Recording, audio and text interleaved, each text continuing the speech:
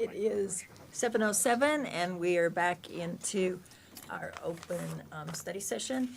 Next is city council reports. Councilor Zadi.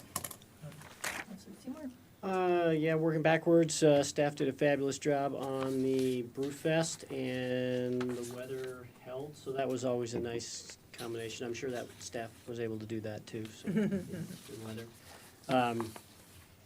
I had the opportunity to present this morning on Chamber Live, so, talking about some of the upcoming issues that are coming up. Also, if I get on the right month here.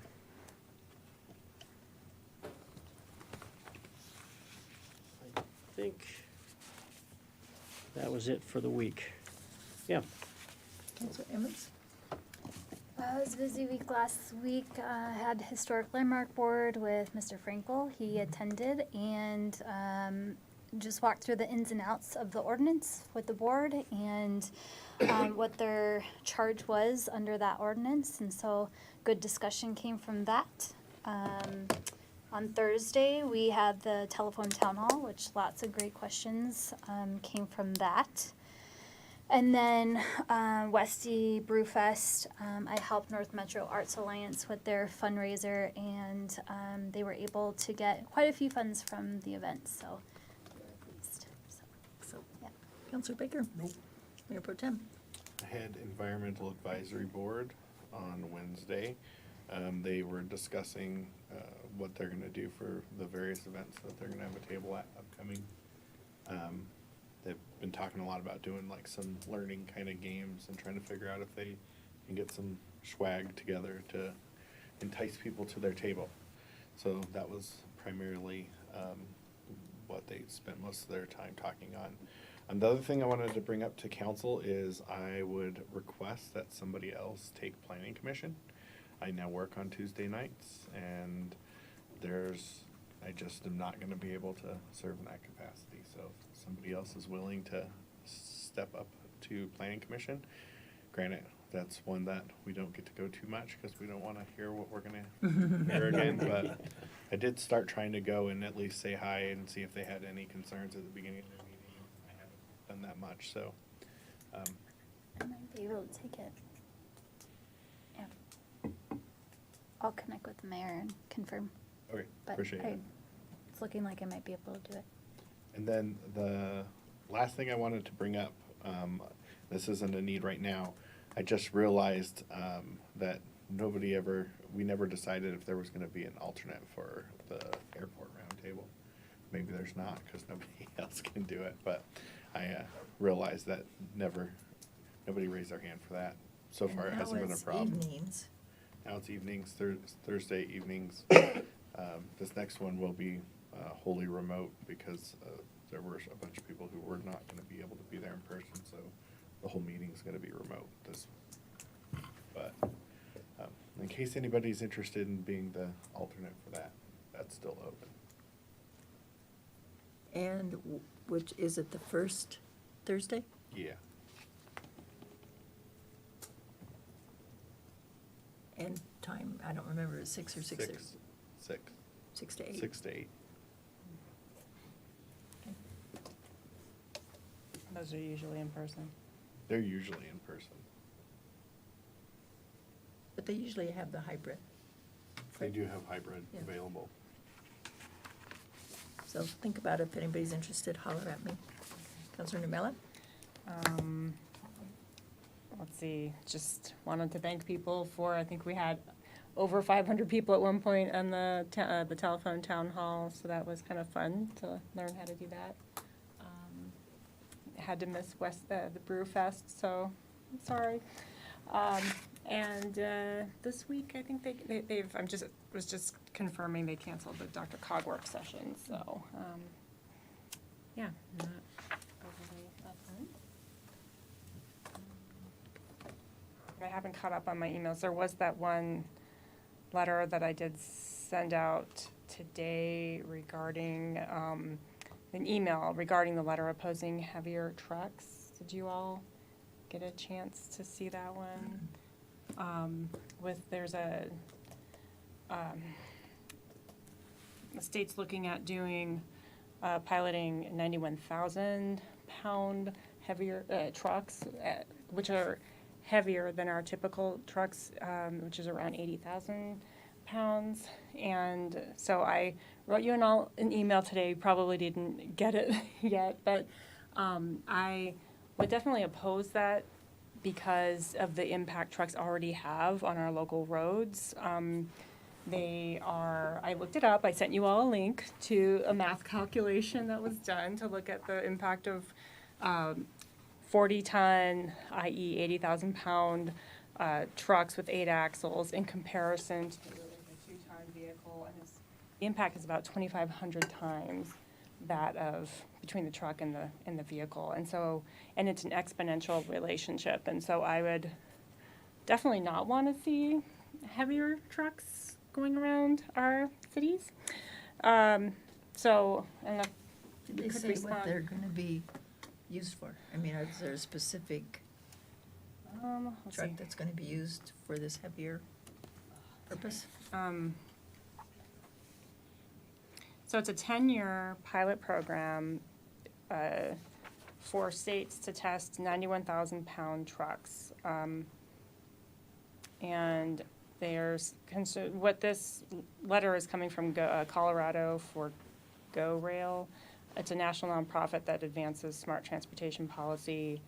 And it's a bill that Congress is deliberating, and it's HR 3372. And so it would allow states to pilot out using 91,000-pound trucks. I don't know if it's a different technology or what, but there's already some analysis of, in Colorado, the number of local bridges at risk would be 861, and the cost of replacing those would be $954 million. So, Can I ask you a question, Sarah? yeah. I'm curious, and you might not be able to answer this, but Yeah. maybe staff or our federal lobbyists could answer.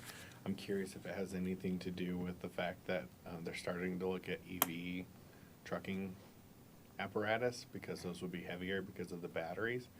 And I'm not saying that's what they're doing, I'm just curious of what the purpose of the bill is, why they're pushing it.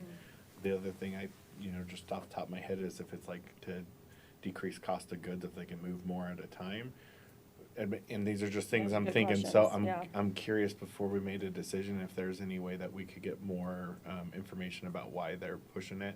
I haven't just seen it today, so I'm happy to look at what you sent us too, but maybe we could get enlightened on why they're even trying it in the first place before we decide. And that is that what the truck empty and then they're gonna fill it, or is that their guesstimate, that's how heavy they can fill it? I don't know enough. I just got this email and just sort of reacted to it and shot out some info, but I love the questions that you have. I mean, yeah, if it's concerning, but then I'm just trying to think Why? Why? What are they trying to accomplish? If I could, Mayor. I got the same email that you did, and there were a lot of questions that came to my mind too, so I sent it to staff to push to our federal lobbyists, see if we can get some information back sooner rather than later and share that with the council. So we're working it. Great, Cool. thank you. Thanks for bringing it up. Anything else? No. City manager and I went out to Bennett Wednesday night. Nice drive, except it was a torrential downpour. Thought we were swimming for a moment, and on the duck tour in Boston. Summer camp, we were invited. City manager made it for the actual piece that the kids did. Barbara and Tomas and I made it for 5 minutes afterwards, but all of the kids had a different color shirt, and they got down, and I hear that there was a drone, and it was to be a picture of a cow. And so they did a quick instant replay so we could see it. It was cute. So afterwards, they got some little popsicles, so that was cool. Had a NADA meeting Thursday, and Front Range Passenger had a rail meeting that the 36 Coalition tried to attend. I wasn't able to, but Keith Klein went for me and took some great notes, so thanks for that. Just following up on that, would Heath be able to send the notes? I'm just kind of curious to know I can how send 'em. that's Yeah. all going. I got them, so I'll send them to Okay. you. Great. And city managers report. Okay, Mayor Pro Tem, councilors, next slide. So two things on city update. First, the Leave No Trace Summer Photography Contest. So the photo contest kicked off earlier this summer. Its purpose was to engage the community while educating them about the city's Leave No Trace initiative. We totaled nearly 500 photo submissions to date. We've narrowed those down to 10 finalists, and so residents can now vote for their top 3 photo submissions. If you go to the Westy Word, our city website / the Westy Word, you can vote. Voting ends on Sunday, August 13th, and winners will be announced on Thursday, August 17th in our Westy newsletter. So, great initiative, and appreciate everyone's support for that. Great engagement technique. Also, City Homeless Navigator update. So, first quarter of 2023, our navigators served 151 people and a total of 130 households. So, some of those were multi-member households. Also, 22 households were provided some hotel stays for approximately 726 nights. 13 of those households were connected to temporary housing, 8 to permanent housing. Navigators continue to work on housing for 10 households, and another 4 recently received notice they are in line for housing through the One Home system. We're currently providing hoteling to 23 people, including 5 children, and our navigators are currently managing an active caseload of 35 people. So navigators doing great work for the city and the community. Next slide. Some Westy wins. So Westy TV is now live. So we've launched Westy TV, which is a government access channel. It's transmitted over Comcast cable system, Channel 8. So if you have Comcast service, you can access that on Channel 8. We've done to my knowledge, 2 previous dry runs, and they've worked well, and so we were able to turn that on this evening. Tonight's meeting is the first official event to be broadcast live on the channel. It will operate 24 hours a day, 7 days a week. Currently, our broadcast schedule has city council meetings, study sessions on Mondays, and they'll run between 6:30 and then midnight. And then reruns of city council meetings will come on Tuesdays at 11 a.m., so the next day. And then any outside of the broadcasted materials will have videos showcasing city events and programs air at the top of each hour. And so from a technical support perspective, folks will need to contact their cable provider, Comcast. The other one, already mentioned this evening, but last Thursday's City Council telephone town hall, huge success. Over 400 residents participated based upon the count of those that had dialed in. And council fielded questions ranging from questions about bike trails, swimming pool lanes, water conservation, to the water treatment plant, and then new ordinances to address auto theft and street racing. So a good event. We certainly appreciate the council's participation in that, and we thank the community for dialing in to participate and ask questions. So a good event for all. Next slide, please. Some things to know. There's an ice cream social going on Wednesday evening. It's sponsored by Highland Hills Rec District, Recs and Park District, but they're asking for community input, and it goes at Carol Butts Park from 5 to 7 p.m. So for those people that live on that side of the city, we encourage them to go out and check out that input meeting and provide some feedback to the Parks and Rec District. Neighborhood Nights goes this Friday, August 4th, 6:30 to 8:30 p.m. down at Irving Street Library. And then on Saturday, we certainly want to inform and welcome the public to attend.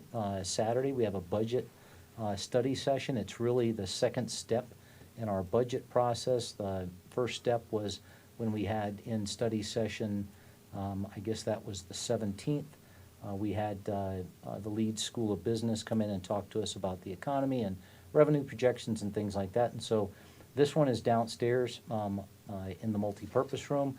We have 5 topic areas that we're going to speak to, and so we're scheduled to go for 6 hours. And so what that means is we've got about an hour for each of those topics, plus some breaks and some food and things like that. But 5 topics are some feedback to the council. We did some comparative analysis with neighboring cities. We wanted to share that with the council. We're going to talk about our operating cost increases and what that means for the city. We're going to talk about the capital program for 2024 and beyond. We're coming back to the council with some answers about the roadway improvement fee, and we had that discussion earlier this year, and then proposed water and wastewater rate increases. And so a lot on the agenda, but all important topics. And again, public is certainly welcome to join us here at City Hall in the basement in the multipurpose room. And we will begin promptly at 8 o'clock. City Council study session is the next one. That's Monday, August 7th. That starts at 6:30 p.m. And we have 3 big topics coming. I want to make sure I don't forget something. So first one's the district attorney talking fentanyl and what that means in our community. We also have some discussion and really information sharing about the Rocky Mountain Metropolitan Airport. Got 2 presenters coming in to present to the council and answer any questions. And then we have the presentation of the 2022 Annual Comprehensive Financial Report and the Auditor's Report on the results of that statement. And so a busy evening again on the 7th of August. Next slide. No information-only items tonight. Next slide. And again, for the community, we want to be accessible, responsive, transparent, and accountable. We encourage folks to reach out, talk to us, 303-658-2006. Rings in my office, and then that's my email address, mfreitag@cityofwestminster.us. You can follow us on X, you can like us on Facebook, you can check us out on Instagram, or you can ring our bell at next door. Pending any questions, that's all I have this evening. Councilor Novella?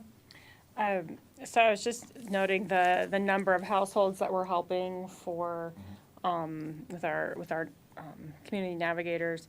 We're helping 130 households, 22 of which we were able to get temporary housing, 10 I think more permanent for kind of, I forget what the exact breakdown was, but it seems like kind of not even, certainly maybe a third or a fourth of the total households that we're helping are getting housing. Is there a disconnect between, or I should say, is there a desire of more households to get housing and we're just not able to provide that with the resources we have? Or is it just that those are the only ones that want housing? Yeah, the data set that I know, and I don't know the details, I could speculate, but I would hate to do that. I don't know whether Deputy City Manager Opie has any information there, but if not, we can certainly follow up with the council, okay? And so I'm just looking around to see whether our PRNL folks are here, and they are not, so Okay. let me follow up with you Sure. if that's okay. Yes, thank you. Good question. Councilor Emmons? Channel 8 has been offline for a while. How are we communicating that with the community that it's back on and it's a service that we provide? A good question, and I would ask our communications manager, Andy Le, if he would step forward to the table and just share the messaging and how that's working. Andy Lab. Yes, we are going to promote it across all of our channels, but we want to give it another week or two to make sure it runs as smoothly. We do our QA/QC work, which we've been doing, and once everything's live, it will go out in the Westie newsletter. It will be promoted on the website, through our social media, and then the Westie Connection magazine later this fall. Councilor Baker? So do we have fewer homeless people in Westminster now than we did before, or is it about the same, or do we have more? I know Honestly, that is somewhat a subjective. Sure, and, response. in my 9 months, that I've been here, I haven't seen a remarkable decrease driving around the city, but I don't, deal with those numbers specifically, and so I'd have to follow up with you, Counselor, as far as, you know, are we seeing a decreasing trend in contracts or an increasing trend in contracts, or contacts, excuse me? But I'd have to follow up with you, because I would guess at this point, you know, certainly as I drive around the city, there's still plenty of homeless people out there, but I have no perspective of, is it increasing or decreasing? Fair enough, thank you. I would like that. Sure, absolutely. We're taking the note. Mayor Pro Tem?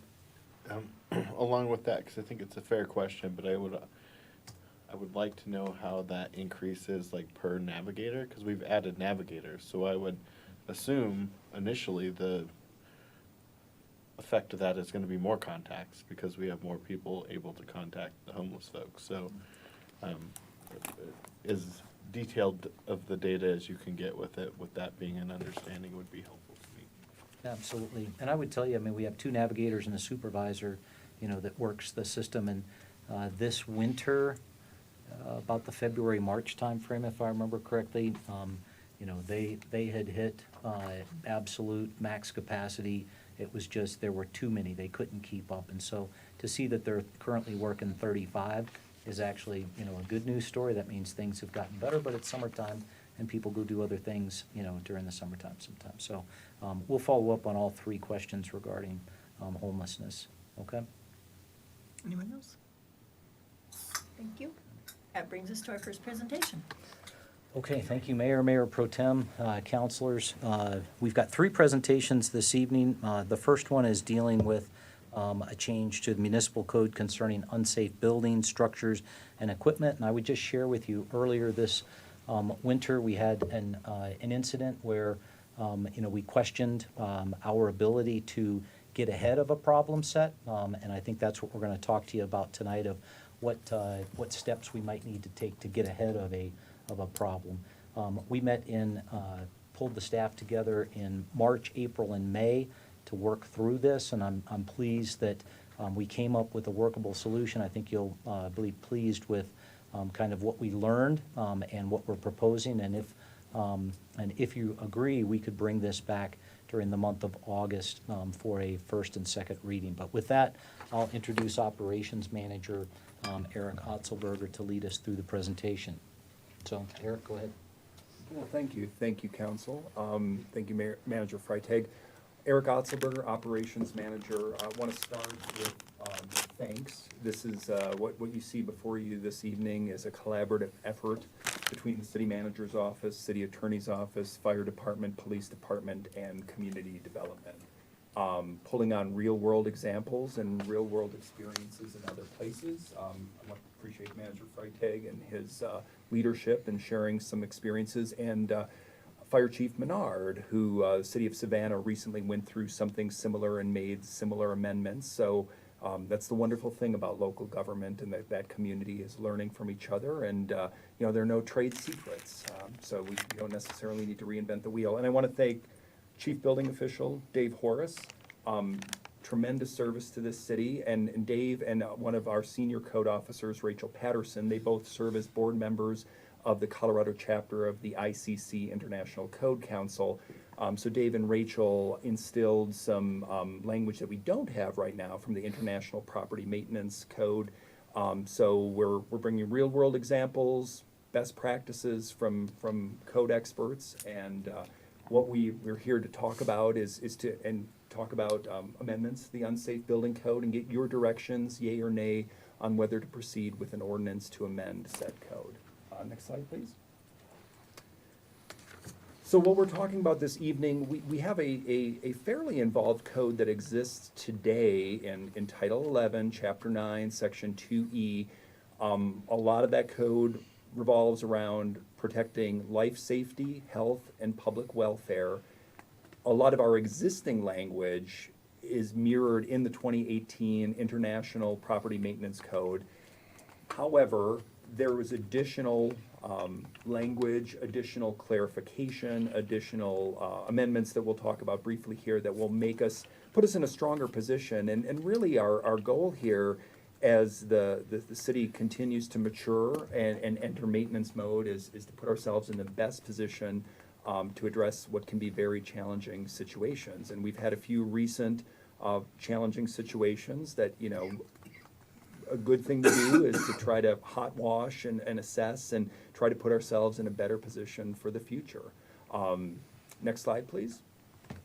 So the most substantive change that you're going to see, and quite frankly, our biggest challenge historically has been on the books right now. There are 3 options when Dave and his team deem a building unsafe. And those options are repair, demolish, or the challenging option has been secure until said time when property can be repaired or demolished. That sort of set an indefinite period of time for that. Our biggest amendment would be removing that, and in a couple slides here, we'll show you timeframes from the International Property Maintenance Code that are sort of best practices, reasonable, good faith progress in addressing situations. Next slide, please. Actually, it's this one right here. So per the International Property Maintenance Code, there's sort of 2 timeframes that we don't have in our existing code right now. One is a 6-month abandonment period, and that's going to add some objectivity to the code if you choose to pursue this. That will sort of put a 6-month shot clock with abandonment. The other test would be for construction projects. A 2-year cessation of normal activity can invoke abatement. So these are 2 objective measures that are part of the 2018 International Property Maintenance Code that we would recommend instilling in the Westminster Municipal Code. Next slide, please. So other amendments that are clarification amendments would be an explicit requirement for fencing and barriers. We do not have that right now. Dave and his team, me and my team, we work with folks and you're usually successful. However, there's nothing explicit in code. So this would make it clear that when an incident happens, there has to be no negotiation, proper fencing and barriers. And then that other item is what I was talking about, the most substantial amendment here. You must repair or demolish within the timeframes versus the existing vacate, secure, and maintain. Next slide, please. Other amendments include clarifications on the chief building official's authority for placarding and abatement authority, and clarification, explicit clarification on the CBO's ability to order disconnection of utility services. Next slide, please. And then amendments include more explicit language on summary abatement authority when imminent danger exists. And a big change, and you see a lot of red line, there was an attachment included, which is the recommended proposed amendments. There was previously a Building and Fire Code Appeals Committee that was disbanded quite some time ago, but the CBO sort of had an ad hoc group that if the need arose to assemble that group. What we've found over the last several years on nuisance cases, we've had a 100% success rate in municipal court pursuing a civil nuisance abatement procedure. And from a due process standpoint, that's something very similar that City of Savannah employs. And we feel that's a more tenable route as far as due process and something that's already existing authority in the code, and that we feel if we get into a situation where there isn't imminent danger, but we aren't successful in achieving administrative compliance, we have that judicial path to walk down. Next slide, please. So the proposed amendments are in your packet as the loan attachment. Our proposal would be to proceed for City Council consideration and action at your next regular meeting here on August 14th, and would ask for your support on this. Next slide, please. And that's short and sweet, the presentation, and open it up for questions. Pro Tim? So I appreciate your work on this and the presentation. My question is we've had some pretty high profile problematic situations recently that prompted this, and I have to imagine I could think of some other properties that probably have been problems still. So out of those, are there ones that this is gonna really help us with in actual practice? And are there ones that these would have helped us with in actual practice? So what's the actual net gain for the problems that we're having? Yes and yes. There are certain things that, looking at this with past incidents, I mean, shame on us if we're not learning from past experience to move forward. There is a difference between life safety and the built environment and international residential code, and Dave is one of the foremost experts in that. There's another thing when it comes to the people business that we're in, and, private property rights, individual rights. Mental illness is a universal challenge. So, we're always, we have the life safety element with the structures itself, but then we have due process and we have private property rights that we have to be mindful of as well. Not the biggest change, and I thank Manager Freitag for asking this question months and months ago. This was back in the winter. This third option, when we get into, we've dealt with challenging situations, and we want to see either improvements or the demolition, but this secure and maintain has practically been a challenge. It's put us in a tricky position administratively, and not having sort of that civil nuisance route to go down. Where we've addressed one of our more challenging properties, we were successful just in February getting a judge's order. We removed 50,000 pounds of stuff from said property, including 4 vehicles and a boat and a trailer. That was a pretty substantive effort, but that was using those tools. When disconnection of utilities, criteria that the shot clocks, I think it gives us more leverage to see forward progress. And I would add too, what isn't before you, because it's an administrative item here, but we were recently able to receive some clarity, is our ability to seek special inspection warrants. So that on some of our previous challenging situations, there was some question on what our authority was, and quite frankly, some different direction on what we could or couldn't pursue. We have an avenue right now per current legal counsel where if we have reasonable suspicion that there's something of danger within a property, we can seek a judge's special inspection warrant to gain access to the property, where previously we've had to request to access that voluntarily. So that special inspection warrant married with these proposed amendments before you, I think puts us in a better position. Dave, any thoughts from your end? Well, there are some existing buildings out there that have been boarded up for a number of years. We don't have the tools right now to get those situations taken care of. I think with these modifications, that might give us some ability to go after some of these structures that have been boarded up and sitting there and deteriorating for years and years, and that we don't have the current capabilities of dealing with. And one of them, and some of, what's a challenge in this is what makes good faith progress. So take one of our buildings that happens to be near 72nd and Irving. You probably know what I'm talking about. I for the respect of others. So said building was scheduled to come before the Planning Commission next week. There was a technical issue with they're abandoning an easement for their existing water meter, new water meter, just technical issues. But they're imminent to present to the Planning Commission, and ultimately this land use case will be before you because it's a rezoning PDP and ODP. That process has been a 6-year process since their initial submittal. So I don't want to, this is absolutely beneficial to the city, to give the city more tools and more leverage. Is it a panacea? Probably not.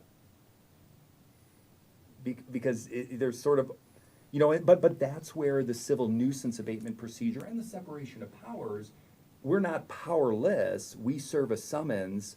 We make our case in court. And it's for the judge to decide. So it's a path we haven't used that we we can use now. We don't know what the judge's decision is gonna be on certain cases, but it gives us a powerful path versus, what practically has been a little bit of a dead end of, okay, if there's a little good faith progress, how far do we push it? Thank you. Counselor Mel. Okay, so I have two questions. First is more of a scenario to help me understand. So, Mr. Horace, you mentioned there's some abandoned buildings that we haven't been able to address for years and years. So, just so I understand, this ability to have the special inspection warrant based on potentially concern for life safety, be able to enter those buildings now? And then from there, because we no longer would have the secure until time it's repaired piece, we would be able to enter into the civil nuisance abatement process and actually do something about those? Is that? Correct and correct. So the special inspection warrant, that is if we have an unwilling property owner. So Right. said property at 72nd and Irving, I've been inside many times. There's nothing of value. It's been more of the individuals, and it's been more of a police matter in there that we've worked through. But if we have someone, we have reasons to suspect that there are dangerous life safety conditions, there are code violations, and we have someone that's refusing to allow us involuntarily, that's when we would seek. And it's something we, of course, administratively, we have to seek that judge's warrant. So, on the civil nuisance abatement, anytime tangible, personal, private property is involved, this is one of those things, what's the balance of government versus private property rights and, private investment? So, this is on a larger scale than where we've used the civil nuisance abatement. So it was a process that was sort of on the books, but in slumber for quite a while. We started using this in 2019. We've used it judiciously just a handful of times, but any time that there's personal property involved, we're seeking that because we don't have summary abatement power. As you saw, we have right now on the books, and we're just clarifying, if there's immediate threat to public health, safety, or welfare, we can act. It takes a pretty high threshold to get there. And one recent incident last fall following 3 fires, a drug overdose death, and some other very serious things led to emergency action. But it's a challenging threshold to meet that. Okay, so these are definitely not things that we would be using just woohoo every day, but it would be very sparingly utilized when it's really needed. And then just second question is a little just more curiosity. How, with the property management code, have we adopted that, or we're just pulling stuff from that, and why would we not be adopting it? Is there? We have not adopted the property maintenance code in the past, and we're not really proposing to do that into the future at this point either. The unsafe structure and unsafe building provisions out of that code have been written into our municipal code for a number of years. The property maintenance code was new in 2000 when it first came out. We actually had our rules in place prior to that based on a previous document that the property maintenance code was based on. So we don't have it adopted, and there's no plans to adopt the rest of the code, but we do want those unsafe building provisions. Okay, so as that code is evolving, you're looking at some amendments that you think would benefit our code. Right, we would bring portions of that code into our municipal code if we felt that they needed to be in there. Great. Okay, thank you. Anyone else? Counselor Emmons?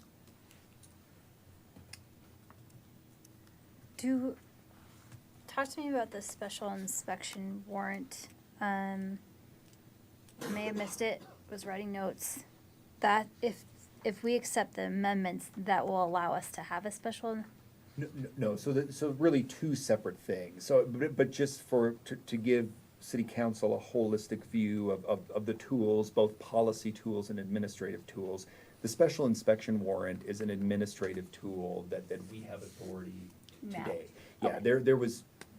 there was a change in legal guidance that now it's clear that we have that authority, but I was gonna say, I that- didn't that's see it anywhere. independent. Yeah, Okay. no, good question. It's independent of these amendments. Okay.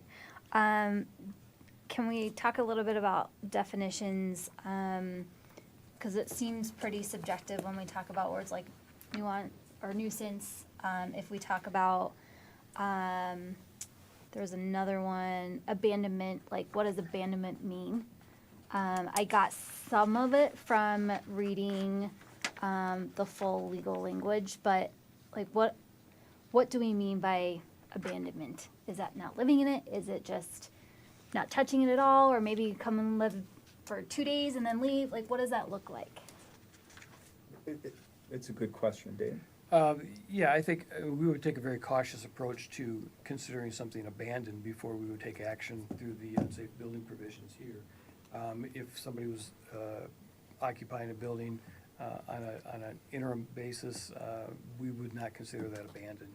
Abandoned is something where we get a structure that obviously hasn't been touched, hasn't been used for any period, for an extended period of time, and probably getting complaints from the neighbors and those kind of things where we really want to take some action towards it. This gives us the authority to do that, considering it abandoned.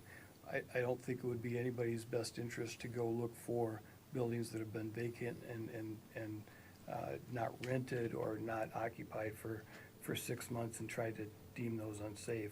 It's really a tool for those buildings and structures that just are being not taken care of and becoming a problem for the community.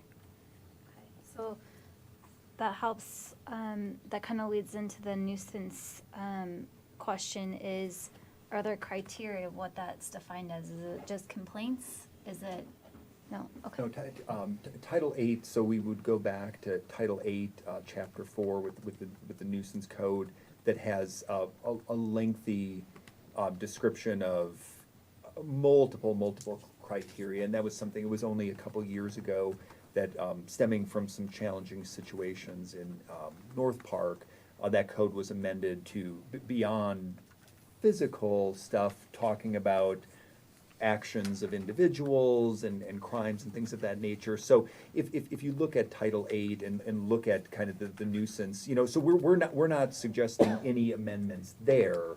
We would be pointing back to that. And once again, I think that's where there's good due process here with the civil nuisance abatement, because if we get in a situation where unless there's imminent risk to surrounding communities, we want to be very judicious, but we would seek a judge's order. Let's say if there was truly abandoned property, owner didn't want to do anything, that's where we would make our case in court and seek a judge's order to take appropriate action. Thank you. Councilor Zadi. Piggybacking off of Councilor Emmons' question, and I'm just curious, so setting a shot clock, I love it, right? But what's the start, when does the shot clock start? Is it at first inspection? What is the beginning? For the abandonment question, for the Yeah. time of abandonment, it would, shot clock, I would suppose would start at when we're notified of it, of the abandonment. So existing buildings today that's been there that we know of, someone would have to complain for an existing, It would have or to be brought to our attention in some form or fashion, because we don't have a listing of vacant buildings at this point. And a vacant building itself is not necessarily a problem. but we know the existing problem childs. There's some, right? Are you saying for those existing ones that this would help with, we can't do the shot clock won't start until someone new complains after we approve this amendment? No, not necessarily. I mean, we have cases in process. I think the biggest thing in those cases, Councilor Zadi, so there's one residential property. We've been able to secure it, maintain it. It is the strangest case of probate. Owners passed away quite some time ago. It is one of the most bizarre cases I've ever seen. I think what we would do, because we have a safe situation right now, this amendment would allow us to try to issue a summons, but who's the responsible property owner, but seek the civil nuisance abatement to take further action. So I think, you know, it's a good question, because we do have a variety of projects that we're in process with. But once again, unless there's an imminent threat, we're gonna be looking to go that civil nuisance abatement route. Okay, thanks. Anyone else? Counselor Baker. On slide 4 of 9,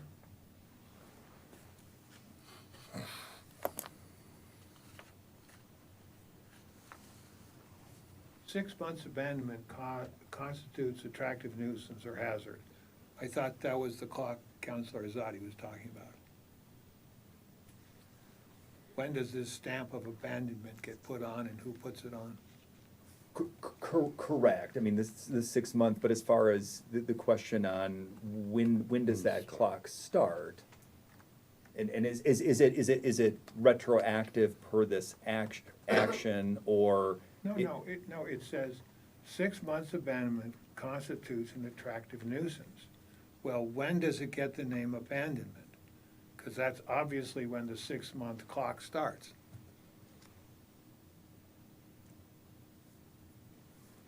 Well, Counselor Baker, I guess the way the IPMC is, you know, the abandonment would be a determination after 6 months. Let's just assume 6 months, we have proof, you know, a decent body of evidence that it's truly abandoned. We've had no communication with responsible parties and no good faith efforts to do anything. So, you know, I think it would be from whenever that discovery is made and action start on staff's part to that 6 months elapsing. Okay, thank you. Is that essentially when, because I'm looking at the, when the building official would post on the property, it's unsafe or what have you, that at that point, once you're officially recognizing this is unsafe and it's abandoned, then that's sort of the action that would trigger the 6 month time frame? Or do you have to do something like put a notice out, or? We would give notice to the owner that we're considering it abandoned at that point, and that they've got 6 months to do something with this, or it's gonna be, we'll take it up through the civil nuisance process. Okay. Would be how that process would work. All right, some type of notification. Some type of notification. Thank you. Anyone else?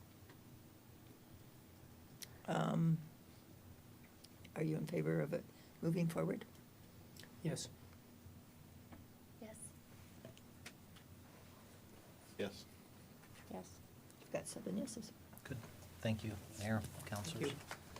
Good. Thank you. Okay, so next presentation, we'll invite up Michael Parlow, and he's our Policy and Budget Coordinator, and Deputy City Manager and Chief Financial Officer Larry Dorr. This is really an update to you all and a proposal of how we could move forward on one of our strategic objectives, 5.3C, which deals with infrastructure, roads, facilities, and equipment action plan.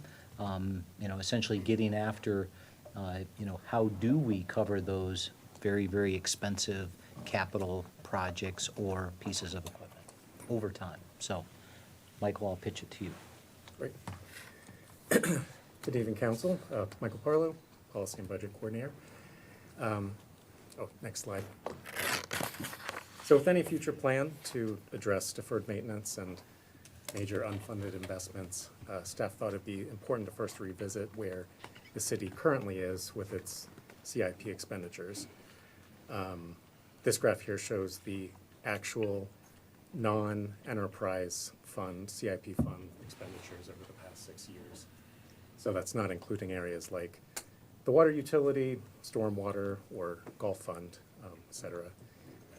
And as you see, the past couple of years, the city has been increasing the amount of capital investment and doing our best to put existing capital funds to work. And while the city is making progress, our capital investment is still just a fraction of the city's overall budget. And for scale, just the general fund in 2023 was approximately about $200 million. Next slide, please. So this flow chart is intended to kind of help visualize how that non-enterprise portion of the CIP is funded, as well as show how it can often be squeezed throughout the budget process as it currently is. And just to quickly run through it, cities' annual revenues come in, mostly sales tax, and is largely allocated to operating expenses, you know, things that we're all familiar with, right? Salaries and benefits for employees, fuel, water, other commodities to keep our facilities and vehicles running, maintenance and service contracts, et cetera. And after accounting for those operating expenses that keep the city services going, what remains is available for the CIP plan, the top right there. The other way funds go to the CIP is when revenues exceed expenses at the end of the fiscal year. And part of that carryover can go towards unexpected operating costs, but the remaining goes to a fund balance, which then can be applied to future CIP allocation. And of course, as we've seen in past years, this process doesn't always allow for the desired amount of capital investment, right? But the city is limited without the ability to issue debt in these non-enterprise funds, of course, outside of the ballot initiative. Next slide, please. And so while we'll be discussing this much more on Saturday at the budget retreat, this is a preview of what funding process that we just went over has yielded for the recommended general capital improvement fund for 24 to 28. Staff estimated that 14.8 in new funds were available to allocate to the GCIF in 2024. And we also found about 3.4 million in CIP account balances through the CIP coordinating committee that could be reallocated to higher priority projects. We're still homing in on this number, and we're optimistic that the amount will inch forward, upward rather, but the funds will still largely go to those kind of nuts and bolts projects for basic upkeep of city infrastructure. Traffic signal work, facility maintenance on HVAC systems, boiler replacements, roofs, those type of things. Of course, important arterial roadway improvement and equipment for our public safety personnel. Unfortunately, there are several requested projects with great merit that will not be funded given this limited GCIF funding. And we are hopeful, though, just want to point out that we hopefully will be able to fund the Trailside Subdivision roadway improvement, as that's a very important project. But there are examples like Fire Station 4 design, just the design for the replacement of that fire station that we won't be able to fund for 2024. Lastly, this plan is not inclusive of the numerous and very large investments in the city's infrastructure that will need to be addressed over the next decade or two. And with that, I turn that part of the presentation over to Mr. Dorr. Thank you, Mr. Parlow. Good evening, Mayor, Mayor Pro Tem, and councilors. Larry Dorr, Deputy City Manager and Chief Financial Officer. On the next slide, we reached out to our core service leaders here at our city to talk about safety, public works and infrastructure, and of course, park recreation activities, to just provide this sample of illustrated opportunities, unfunded investments, needs, however you'd like to characterize it. Just to give you an idea of a range of costs, and I know that naturally, and I'm going to go through a few of these here just to give you a flavor for it. I know that you'd naturally have questions on the need, the urgency, the priority of these, but our focus for tonight is really just to try to give you a gauge of what is not funded at our city, just to kind of give you the gravity of things, and then perhaps some steps forward and some alternatives as to how to address this. And of course, your focused objective was concentrated on deferred maintenance, but we know as you get into traffic needs planning needs for park recreation, library master plan, and so forth. Some additional things will come up, and as Mr. Parlow just described, replacing Fire Station 4 could be another opportunity. I know that the council visited our municipal court and reviewed a written report on the necessity of the replacement of the court, being sort of our oldest operating facility building in our system. And you got a feel for that. We could certainly undertake something like that for Fire Station 4, but even the design is not funded, and this would be the replacement cost.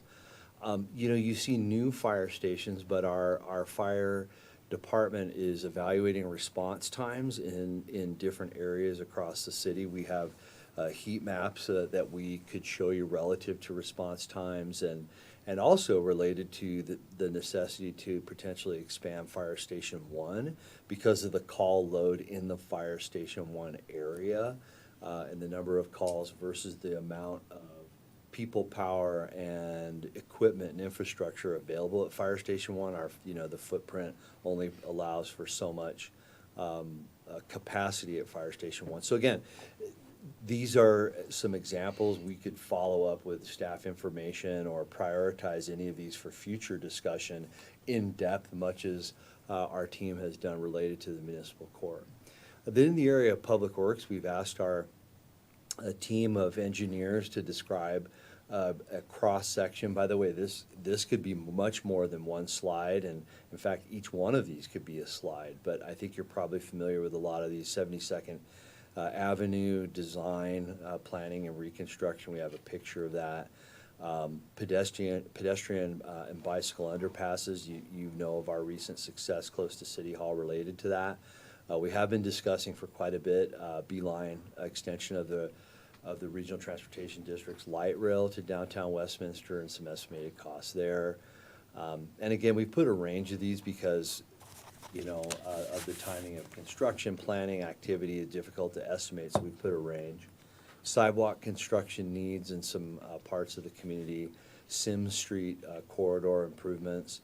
And then we have, Mr. Parlow described some of the nuts and bolts that we perform in our capital plan, and you did see quite a bit of an increase due to the city's ARPA receipts that, are happening as one-time influxes, but we do have an inventory of roofs, heating, ventilation, and air conditioning, and bay doors at our large vehicle facilities, fire stations, and our MSC that will need to be addressed. And then finally, in the area of parks, recreation, and libraries, and we coded these just quickly by color, that department is responsible for median and gateway renovations, which falls under our deferred maintenance and so forth. These are the monument entrances to our city. Tree restoration and forest expansion to return, what we anticipate and what's already occurred, some of the impacts to our urban forest in Westminster. Westview expansion, there's been a discussion in the community, and I've got a little bit of a graphic relative to what's potential and what's possible for Westview, and that's probably going to feature quite a bit in the park, recreation, and library master plan. Open space restoration, citywide, just a number of opportunities and needs there. You'll see a picture of that here in a moment. And then Stanley Lake, we know that we have a master plan related to that, and also discussion and interest and potential desire for a nature center at Stanley Lake. Park infrastructure renovation, we did do a lot of that with voter-approved 2021 extension of open space revenues and debt issuance. We've been able to put a pretty good dent in that, but the need is substantial. And then finally, city park completion, and that's kind of a little bit of an open opportunity in terms of what that might look like in phases and what the programming needs are, probably to come through some master planning efforts. So as you can see, whether this list is longer or what are the basic features of any one of these, 20 projects or so, whatever the range might be, however you might prioritize this, it's probably a 9-figure proposition in unaddressed either opportunities or needs across Westminster in the coming years. And it's been a significant effort of this council to move forward and address the municipal court. And that's long been a need that has a mix of pay-as-you-go and debt financing. But that's really, our city has reached its capacity to do that in terms of its existing cash flows.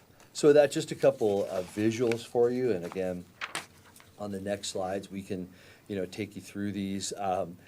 We asked for some demonstration of the nature of Station 4, and we'd love to take you there to show you the capacity and the age and condition.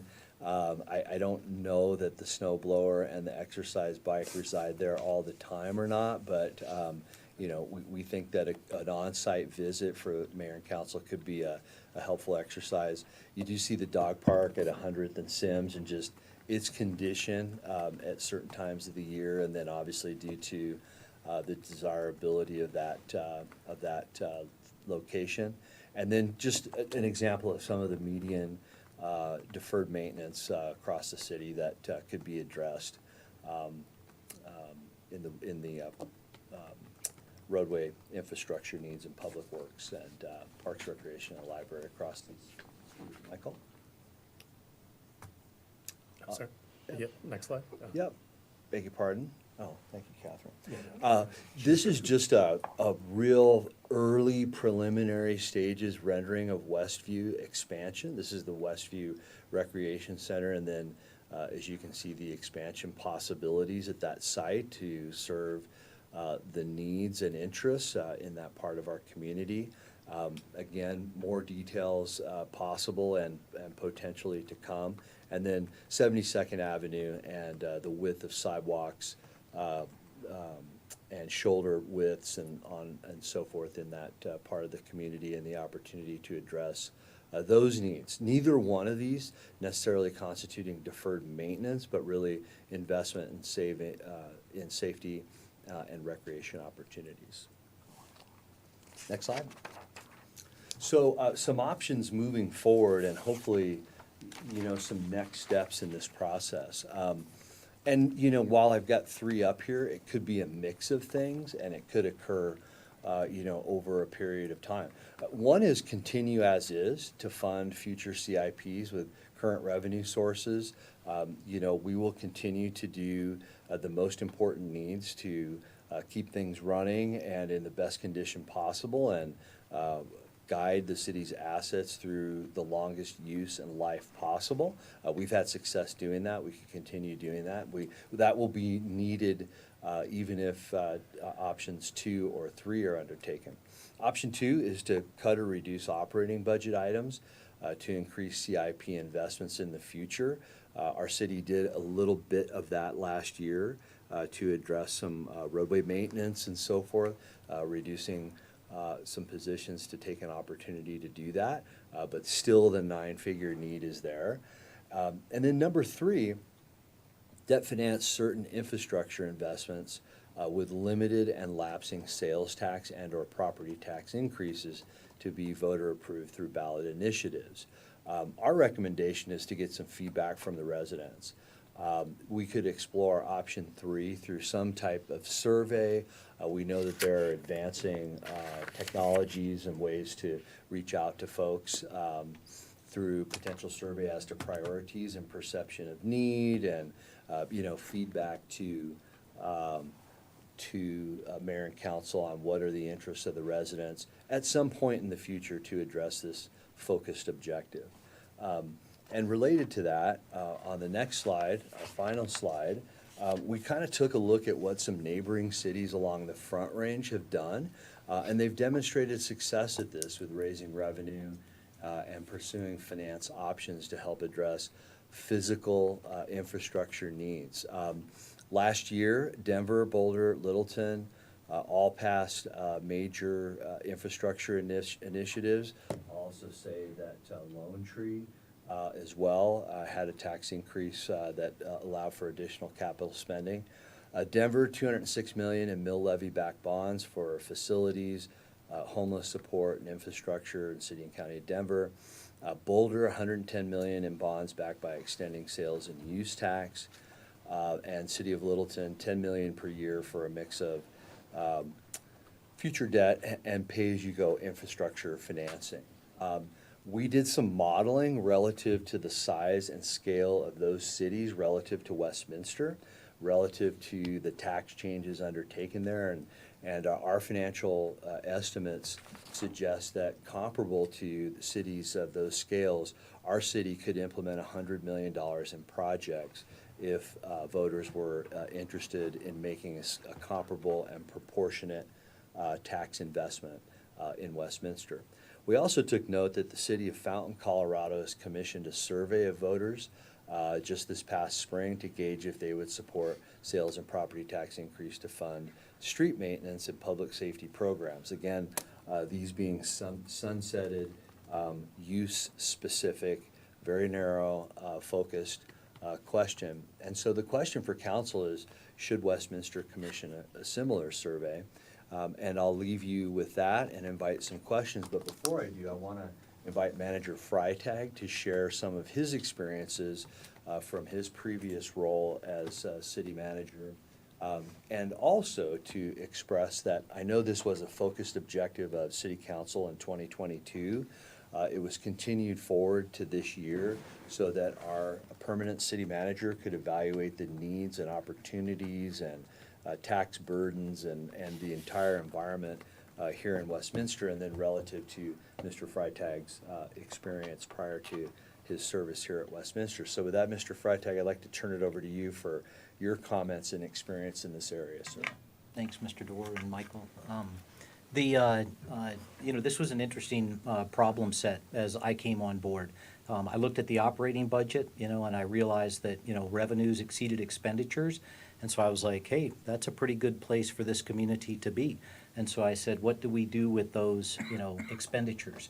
Those overages, if you will, revenues exceeding expenditures, we call it carryover. And so, the staff replied back, well, that's what funds our capital program year to year. And so I said, okay, how much is that, on average? And it's about $20 million a year. Some years lower, some years a little bit higher, but on average, $20 million. Bless you. But what is concerning to me is that, over the years, that $20 million has really gotten to maintenance and upkeep, as Michael described, nuts and bolts, of our city capital infrastructure and equipment. And so we're keeping up, but we're really not able to plan ahead for large capital investments. The municipal court is a good example of that. That thing is 62 years old, I think, right now. Frankly, we should have been, in my estimate, we should have been thinking about replacing that about 12 years ago, because the average lifespan of a building is about 50 years at the high point. And so, kudos to the city to being in this position where revenues exceed expenditures, and we can use those revenues to fund capital projects. But the question, that has really kind of driven the staff to this point is, what is it that we're doing that is either setting aside large amounts of money to provide for those large capital investments that are on the horizon, or what are we going to do to fund those as a priority list over time? And you can see that, the numbers are staggering. I mean, they really are. The needs are certainly, and the wants, I would say, the needs and the wants are much greater than $20 million a year. You're just not going to get there. And so we need to think as a council and as a city staff, what is the way to get us forward to invest and to be able to afford these large capital projects? And so you saw the list. The list is not all inclusive. It's a sample. It's just provided to give you some perspective of some of the big projects that are out there. And so the question is how do you do that? You can go to the voters and ask for an increase in sales tax. That's an option. I think we're on kind of the high end there in the community and looking at those communities around us. So that may not be so popular. We could borrow. We could go to seek out note issues. Every year, my former community did note issues of about $25 million a year. to pay for capital projects. Those were paid off after 10 years, but on average, we maintained about $120 to $150 million in debt because we simply couldn't, like the city did, cover our capital expenses with operating dollars like we do here in the form of carryover. We had to borrow. That was not an option for us. So borrowing every year in a 10-year note issue was the way that we did it. We also have another option as outlined in option 3, and that was the idea of increasing the mill levy. The mill levy's been 3.65 or so for close to 30 years, long time, has not increased. And so that is a way to do it. But we can all speculate at this point. I mean, we really can. We can throw darts on the wall and everybody's got a good idea. But what we have learned in looking at these other communities is that there are other communities that have gone to the voters and been successful in raising funds over some period of time for some certain projects. But the way that they started that was with a survey that essentially goes out to the public and says, would you be willing to spend more money to do these kinds of projects? And then based upon that answer, it's, if you were going to spend more money, since you've agreed to spend more money, how would you pay for that? What would be appropriate for you to pay for that? What would be hardest to swallow or easiest to swallow? And then, if you were willing to do that, would there be a time associated with it, et cetera, et cetera? That's what the survey gives you as some kind of background to know, is this something that would even be acceptable in your community or not? And those communities, went down that path, they got positive feedback, and then they pursued those ballot initiatives. And so the question that's on the table tonight is are you interested in pursuing a survey like that in early 2024 to call it early summer 2024, with a decision probably about this time next year that would then place an item on the ballot in the November 2024 election. And so that's really the question at hand tonight. We're not trying to rack and stack projects. That would come out in the survey as to what kind of projects would be acceptable to the community. But the major question is would you be interested in surveying the community to figure out, is this even a viable option for us? And so we'll turn it over to you all for questions. The staff is available to answer those questions. Again, the question on the table is, do you pursue that survey in the winter to spring of 2024, place something on the ballot November of 2024, and let the voters decide how they do that? But it just doesn't make sense to go straight to the ballot with a question. You really ought to survey it and get some good feedback. And I guess that's about it. Anything else that I missed?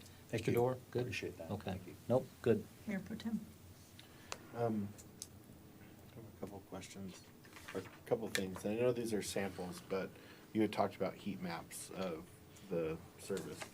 I would be interested when that does come back and we start digging into that data, that we see heat maps of service to the city of Westminster versus city through our mutual aid obligations. And I know that specifically around the fire services in the metro area, that's changed a lot about how everybody works with each other. And so I'm curious about how that's changed the landscape for us. The other thing, and this is semi a point I just want to make, because, I mean, this conversation certainly isn't new. And back in the 2021 election, we had, through a lot of, I think we had consultants who helped us pull and looked at data as far as potential tax increases. One of the ones that we put forward on that ballot was to increase our public safety tax, and that was shot down by the voters. The other one, which wasn't specifically a sales tax, but it kind of, I know, was an interesting result, was around marijuana, where the citizens said they didn't want marijuana, but they voted no on the tax piece of it. And I only bring that up because, I mean, this is fairly quick to be going out and talking about that again. So I'd be curious about when we talk about lessons learned, what we learned from those prior initiatives. I will tell you around the public safety, one of the big feedbacks that I heard, and it was a personal concern of my own, was we weren't very specific about what we were going to do with that money. And I think in the state of Colorado, where I have seen tax initiatives be a lot more successful, is where they're very specific. Jeffco's always the example that I use, where they were very specific about what they were going to do with it, the net result to the taxpayer. Like in theirs specifically, there was concern in the community about it ballooning, but they built it in a way that it dropped off. I think I mentioned that when we talked about the courthouse. But they were very specific about what they were going to do with those dollars.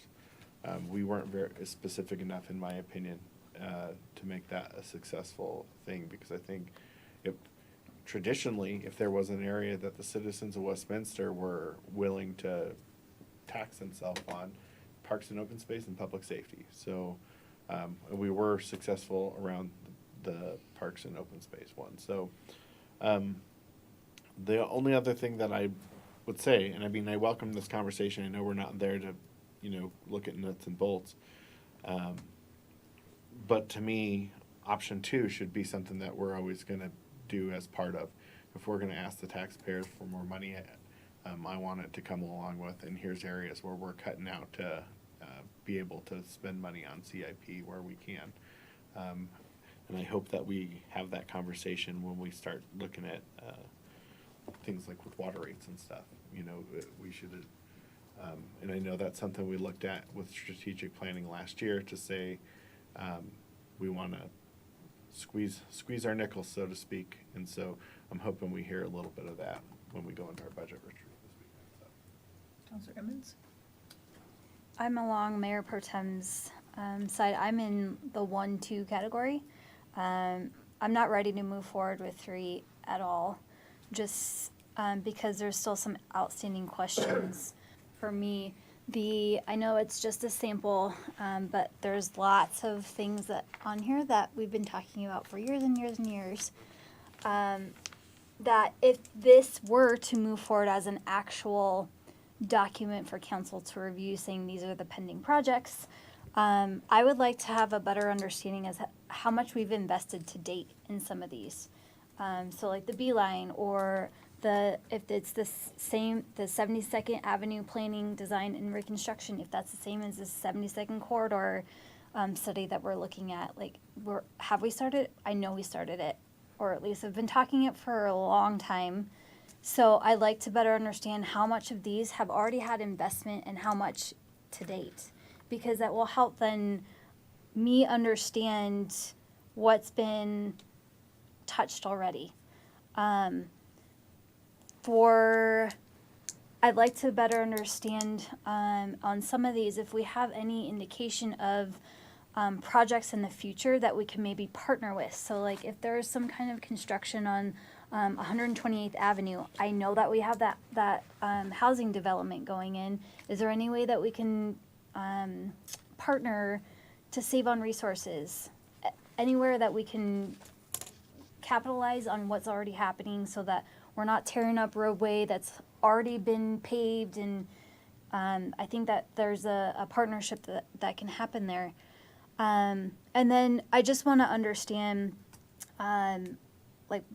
what would be the priority out of if these aren't, so they're listed 1 through 5, 1 through 7, and 1 through 7 based on category.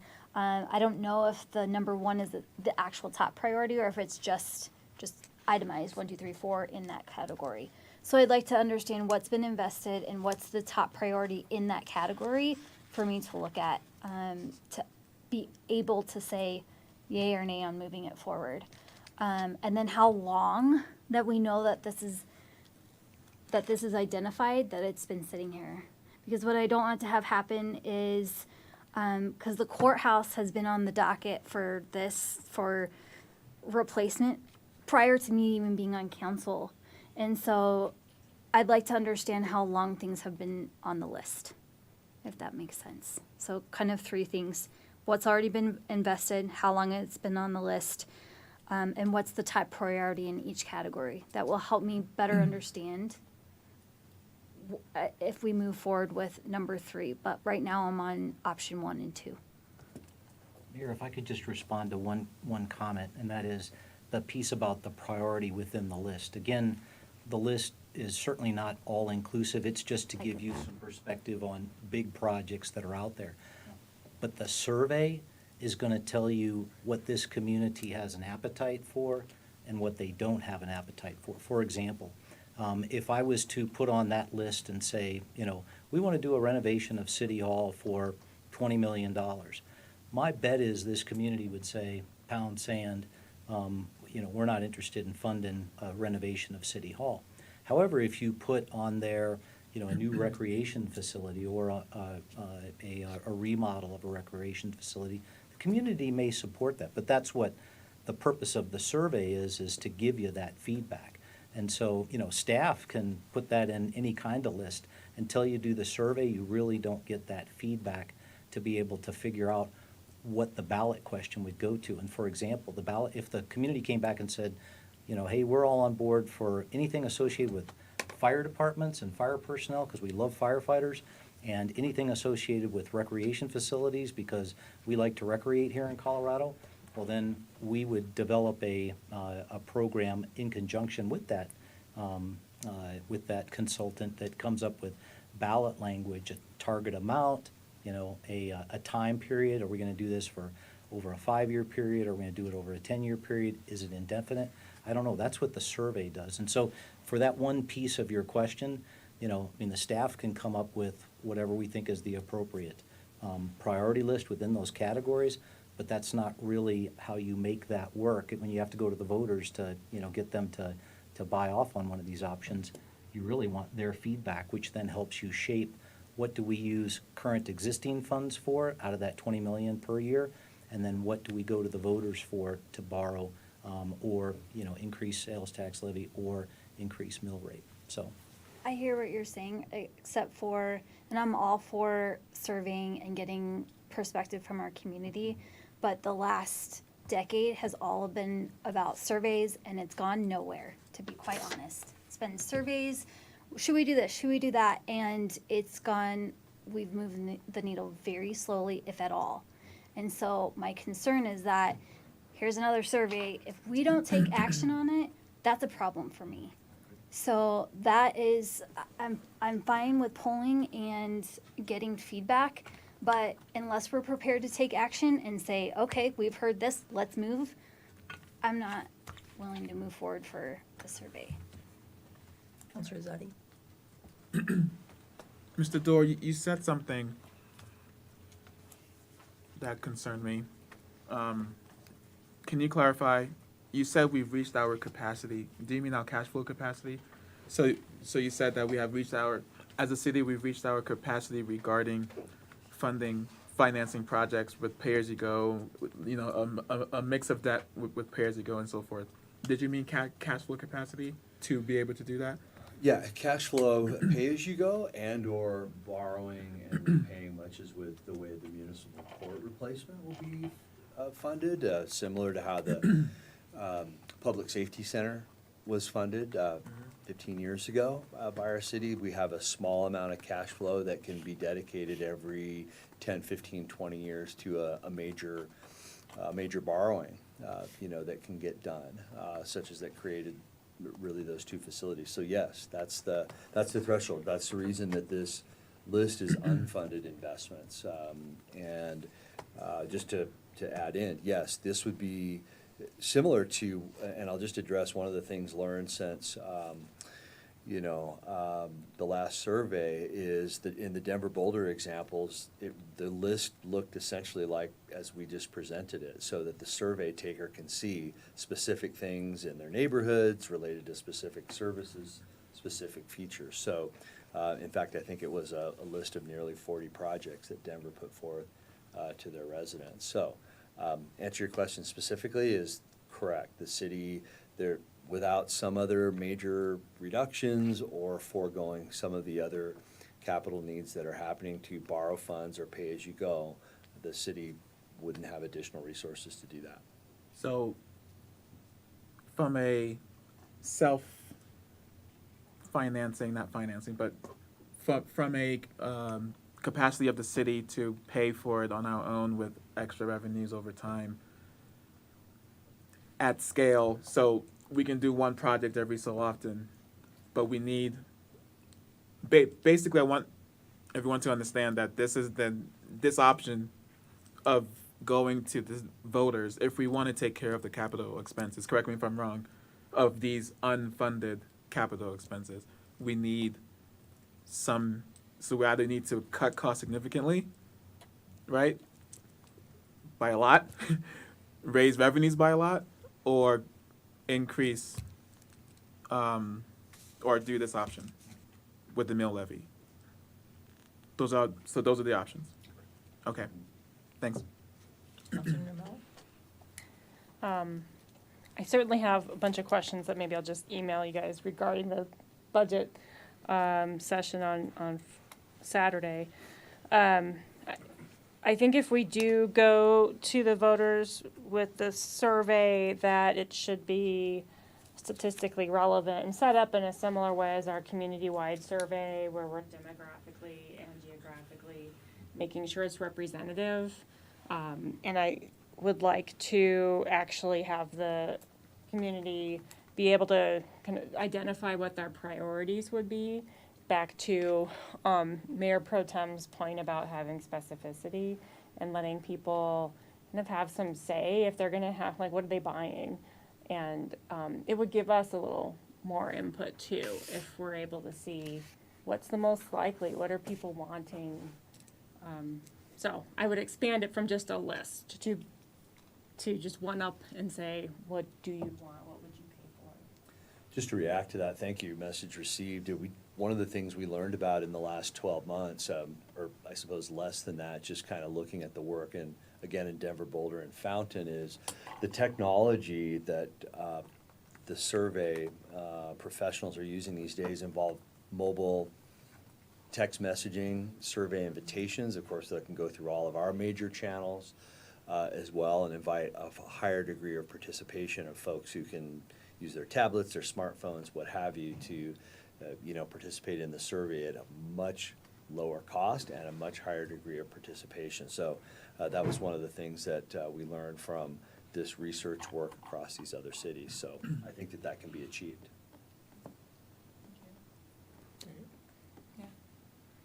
Councilor Seymour? I'm in favor of the survey. Just want to hear what they want to say or want to hear, because really, using carryover is not a budgeting process. I wish.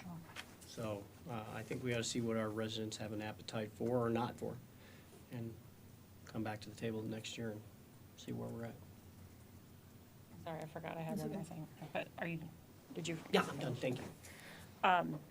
The only other thing that I could imagine could be an issue for some of our community members, if we are looking at a property tax increase, we've all gotten our little postcard from our counties giving us the news of how our property taxes have increased. So if there's a way that we could be thinking about how we protect some of our most vulnerable community members, again, Broomfield was looking at piloting, assisting seniors with some of their property tax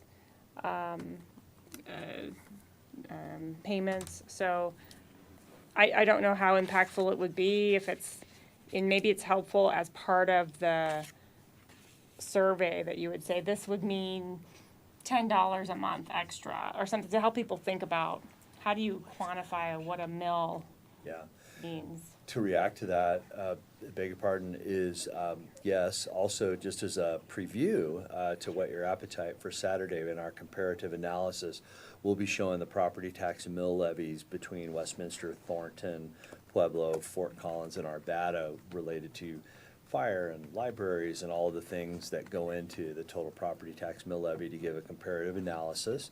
And also, one of the things is to think about that half of the property tax revenue to our city comes from businesses. So it would, potentially a survey could involve inputs from the business community, because business community pays 50 cents of every dollar in property tax revenue to our city. So on the one hand, the voters are individual people, residents, you know, and if they vote in a property tax increase, half of that is being paid by businesses, so something to consider.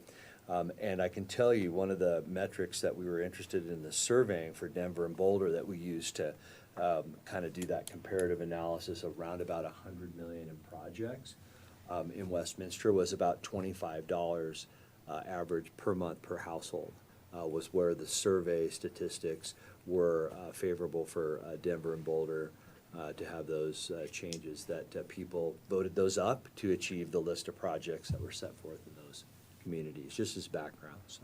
Yeah, Some of the things we learned. One of the things that might be helpful is to have a little calculator on our website so people can go and put in the value of their house, just again, to get them as informed as possible. There are community members who $25 would be really impactful.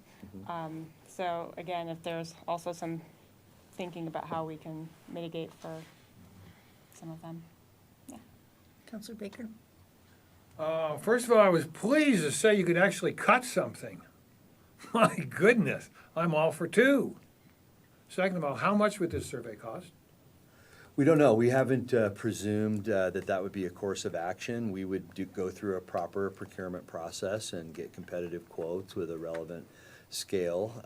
But one of the things I mentioned a minute ago is that the cost of performing these surveys involves fewer phone calls and US mail than just as recent as a few years ago. So the costs of the surveys have become less expensive. I think our last one was somewhere on $25,000 as a reference point. So it would depend on the number of questions, the technology used, and a competitive process. So, but that's probably a rough ballpark. Well, I think the best survey is the counselors who've been elected to office. I think spending even $25,000 is a complete waste of money. A complete and total waste of money. So I'm completely against the survey. Mayor Pro Tem? I would be curious when you talk about mill levy, because again, we've talked about it before, and it seems to me that the funds that would be gained from increasing that were not very substantial the last time we talked about it. So it didn't sound very appealing, because it didn't sound like it really covered that much of what the needs that staff was looking at was. I mean, that wouldn't be a silver bullet, I guess is my point.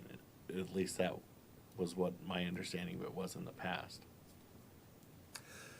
Just to react to that, we, looked at some of the comparative analysis that's happening out there, and the mill levy rate increases as a percent were a lot larger in these communities that relate to that $20 to $25 per month, and also noting that half of that would be paid by businesses and could involve a calculator for businesses as well.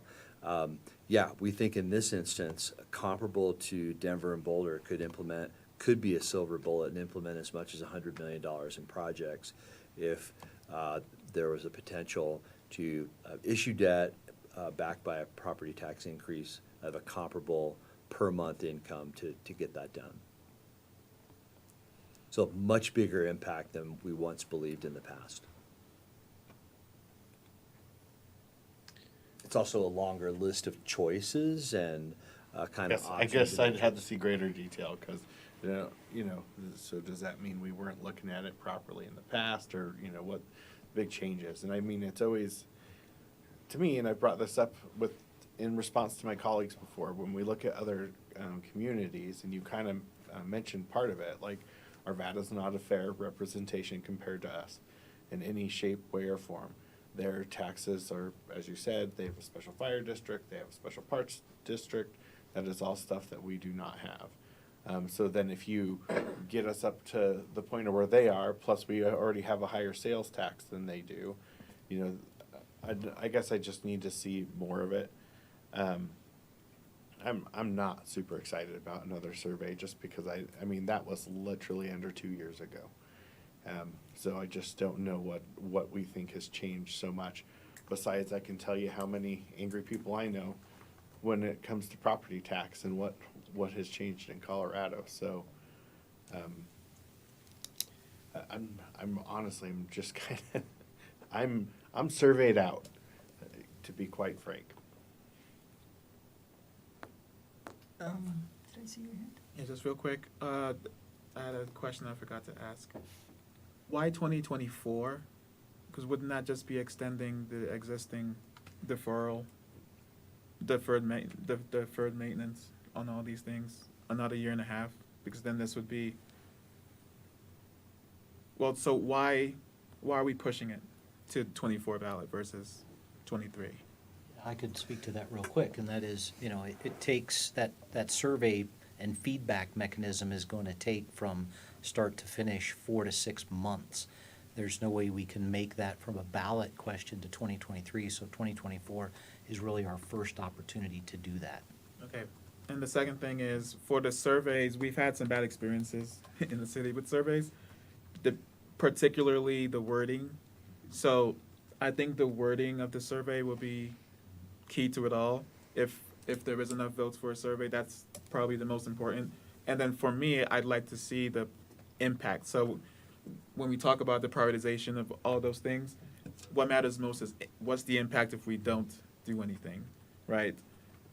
More than safety or more than the categorization, what is the specific impact to residents? Point. For me, when I turned the page and saw the list, I gasped. I probably sat there in paralysis for a good 5 minutes. I have to ask, are all, the 3 years only departments that we're talking about? No one else has needs? Well, there are, certainly, Mayor, beg your pardon. We just thought that a one-page quick snapshot of maybe the top 20 would be interesting and useful, and particularly could be interesting to the residents as well in terms of their priorities if we were to seek feedback. But yeah, there will be technology infrastructure needs. In fact, in my presentation and comparative analysis for Saturday, I have the kind of the operating software systems of the cities that perform their accounting and HR functions. They're all 20 to 25 years old, so that's a $8 to $10 million need as well. So we felt that going through all of the potential needs and timing would be a very long and detailed exercise.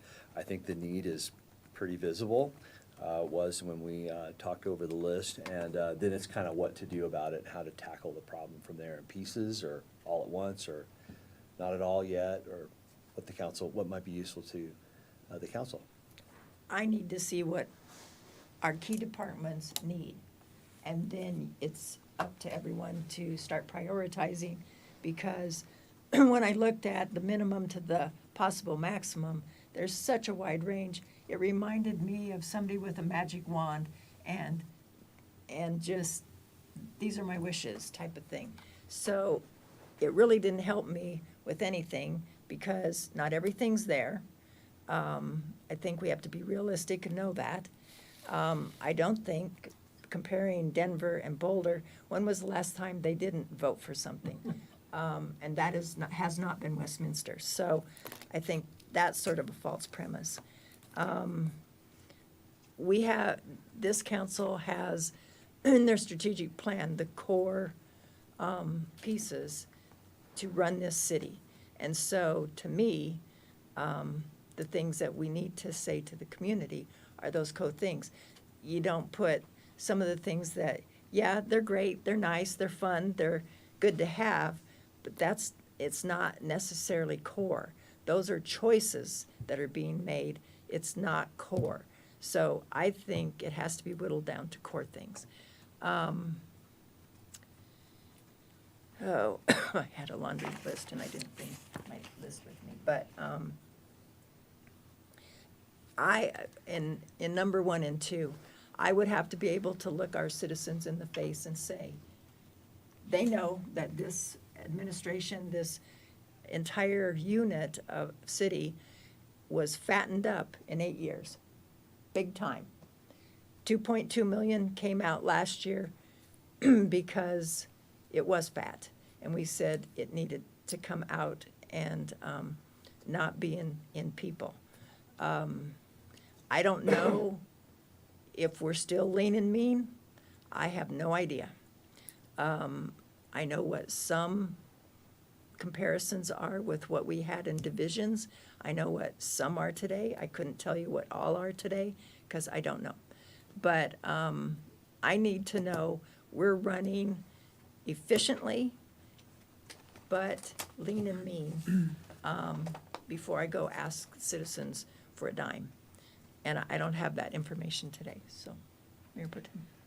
I think the mayor said it perfectly where I'm at, as far as, I almost feel like we should have this conversation after Saturday, because I do feel that there's been a lot of bloat, and I feel like one of the things that, I've talked to community members about when they bring those kind of concerns up, is we had some very vital tasks that we had to get through as a council. One first being hiring a city manager, so then we could get other key department heads filled. We still have some of that work to do. But that was one of the biggest pieces, because then we expect the city manager to come in and look at the organization and figure out where we're at. I mean, Saturday's our opportunity to finally kind of start hearing, your perspective of where our budget is, in a detailed way. So that's our first go at that, really, with you.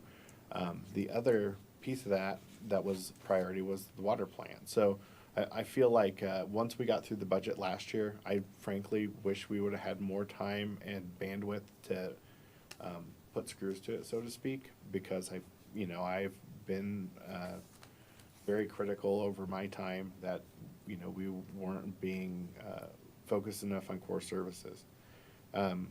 So and that's why this is hard for me right now. It's not that maybe once I get through that hey, yeah, we need to figure out to go out, survey, and talk about these kind of needs with the community.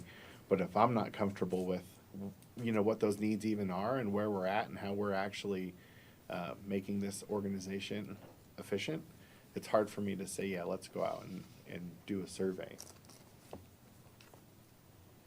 So I don't know if it's a possibility that we revisit this after Saturday, because if not, right now I am a no on it, but not because I don't think that maybe it's not a thing. I'm just not comfortable with what we would even go out with yet.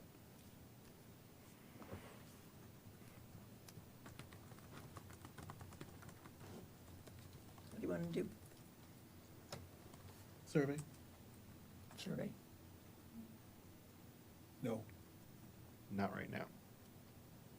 A survey, but I think Mayor Pro Tem has a good point of needing to, and the mayor as well, in terms of needing to refine what we're putting on there, identifying what might be a core service or a significant impact to the community.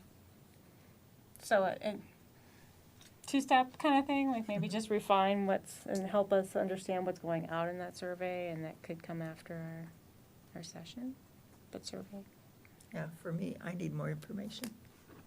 Okay, so what I'm hearing from the council is I got 2.5 in support and 4.5 against, and I'm counting Councilor Nermella was on the fence. Is that fair? I mean, it's for doing it. It's Okay. just, we just need to calibrate what's in it. Okay. And so, if I could just wrap up, I've heard the council talk, on a couple of occasions about, the city not being lean and mean. And I would tell you, coming from a community that was lean and mean, this community is not lean and mean. You're absolutely right. But the expectation level of service delivery is extremely high. And if you think that our community is going to slash and dash the budget to get down to lean and mean, I'm thinking that's not realistic. I mean, I really don't. And so what I would ask you to do is, as we start this budget process, we're happy to go lean and mean if that's where you want to go, but you got to come with some ideas collectively about what service levels you're willing to give up. Because 67% of this city is people, right? Providing services, program, and infrastructure. And I get complaints all the time about, hey, we've got, a homeless camp in the woods over by this park. And that day, somebody in the city's there. we lose people to provide that service. And oh, by the way, taking care of homeless issues in the city is not a core municipal function, but we provide that high level of service. We got folks on those homeless folks and dealing with them immediately that day. You want to go, lean and mean, that's not a day response, okay? And so I think that we collectively as a council and certainly as a staff need to understand what lean and mean looks like. But more importantly, if that's the direction that you want to go into, this budget process is a great opportunity to get there. But people are going to have to recognize, number one, come with ideas about what you're willing to give up. And then more importantly, be ready when the complaints come in, because we don't necessarily respond to that extremely, I say again, extremely high level of service that we provide the community right now. And so we're looking forward to it. It'll be a great discussion on the 5th, and then when we present the budget on the 30th, August 30th, August 30th, will be released. and then when we come back and finalize council budget on September 18th. But I think that what I hear the council saying, I just need you to recognize that there's a reduction in services provided to the community because they're associated to people, okay?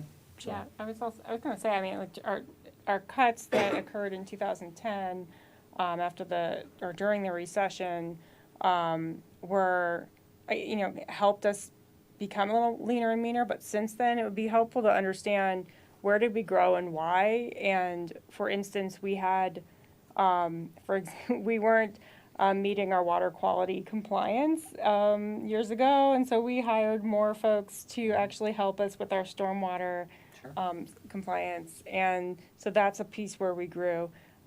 We have had community demand greater transparency and communication. We've grown there, we've cut back there.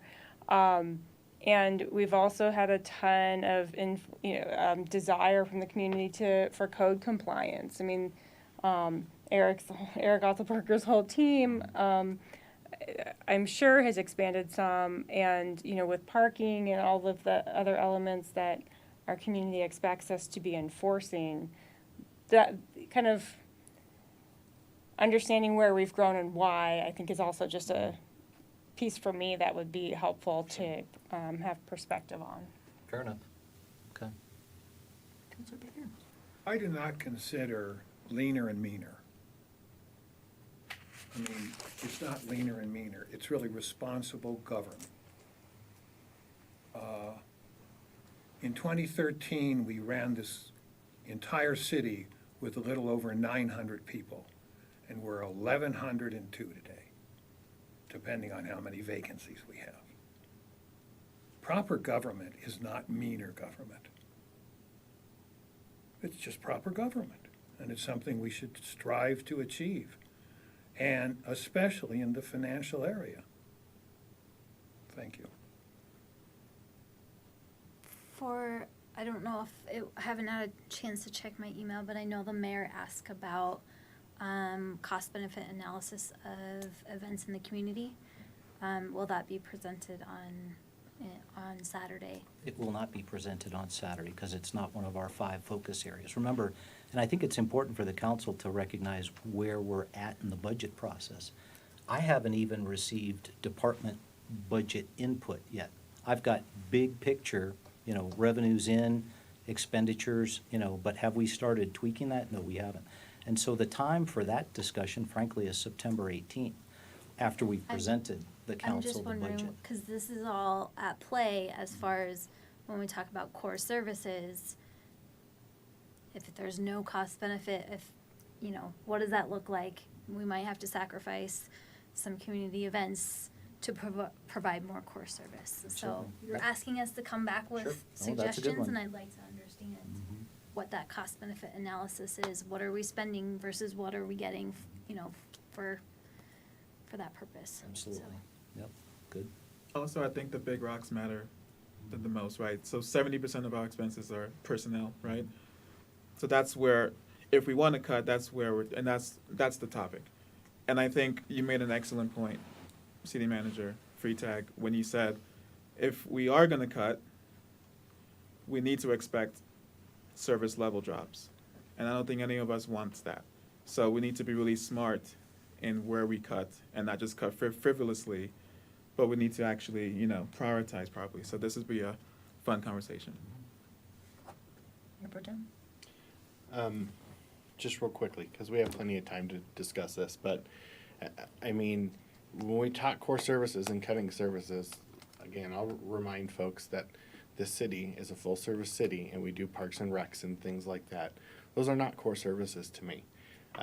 The residents have put special dollars aside in this city for that, and we can prioritize that list. But when I look at a list that has things like Westview expansion, that's my backyard. That'd be great. But if you don't have $20 million for something like that, you don't have $20 million for something like that. To me, that's not the same as response in homeless camps or police department or fire department. So cutting services is a wide variety of things, some of more important than others. And I just think that's important for the public discussion of anyone who's listening.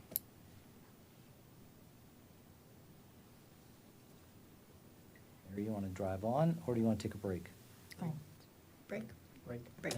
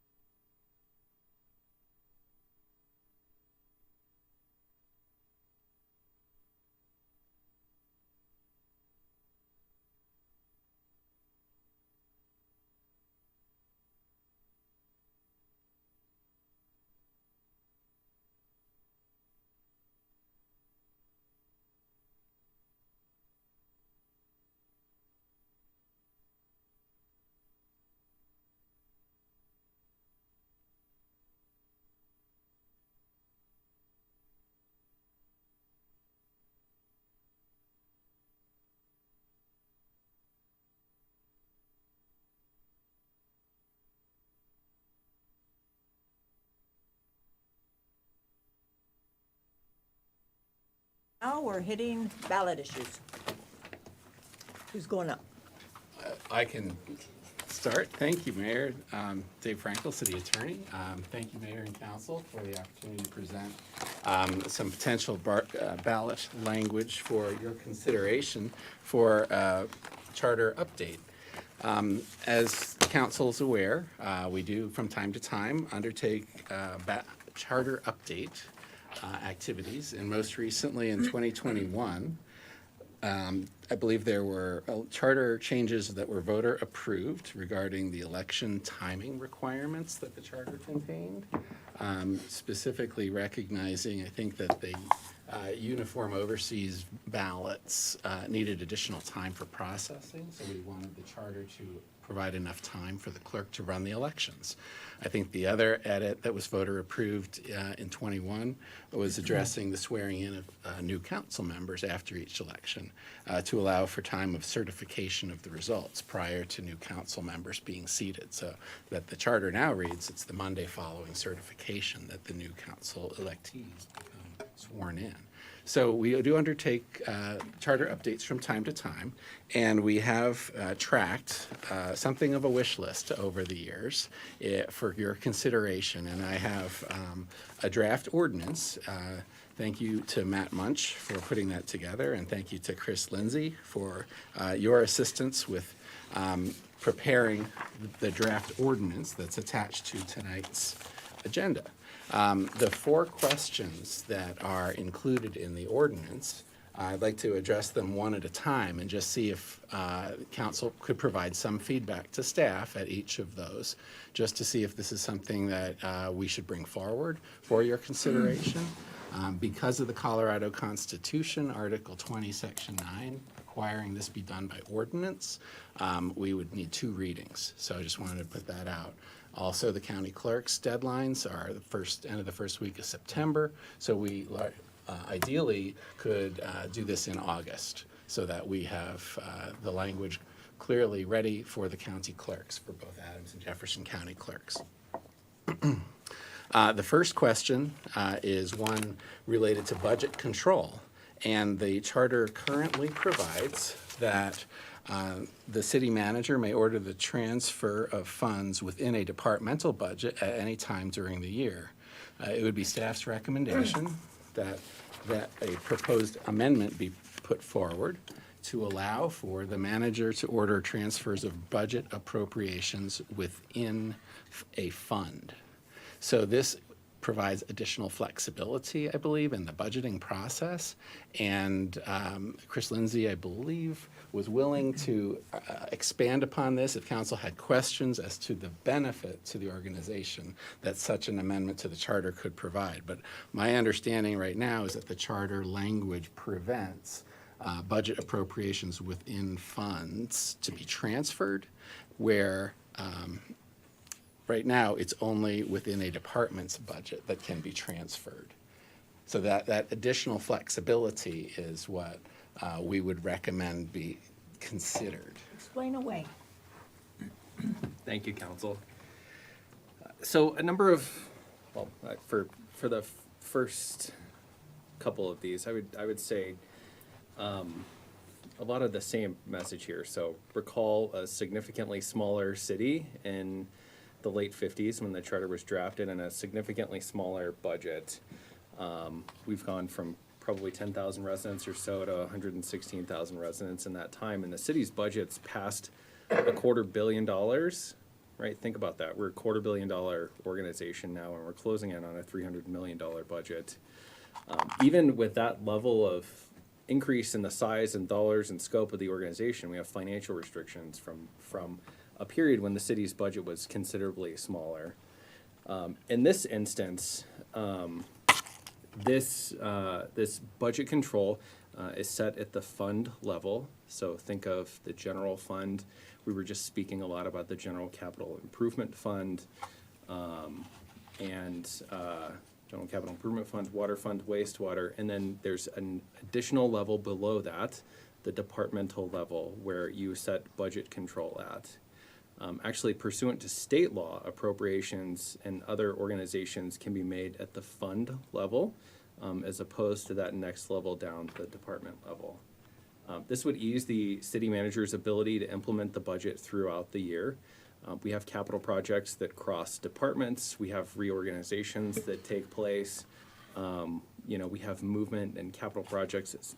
Really, this hits in the area of capital projects of, we have funds and a PR&L account, Public Works and Utilities account with streets, a facilities accounts, and they're all set to do like repaving projects and parks, city facilities, and outside. So it limits some flexibility in being able to move quickly and implement throughout the year. Okay, so with the understanding that allowing for the manager to have authority to transfer budget appropriations within a fund rather than just within a department, is that language that the city council would support us bringing forward for your consideration?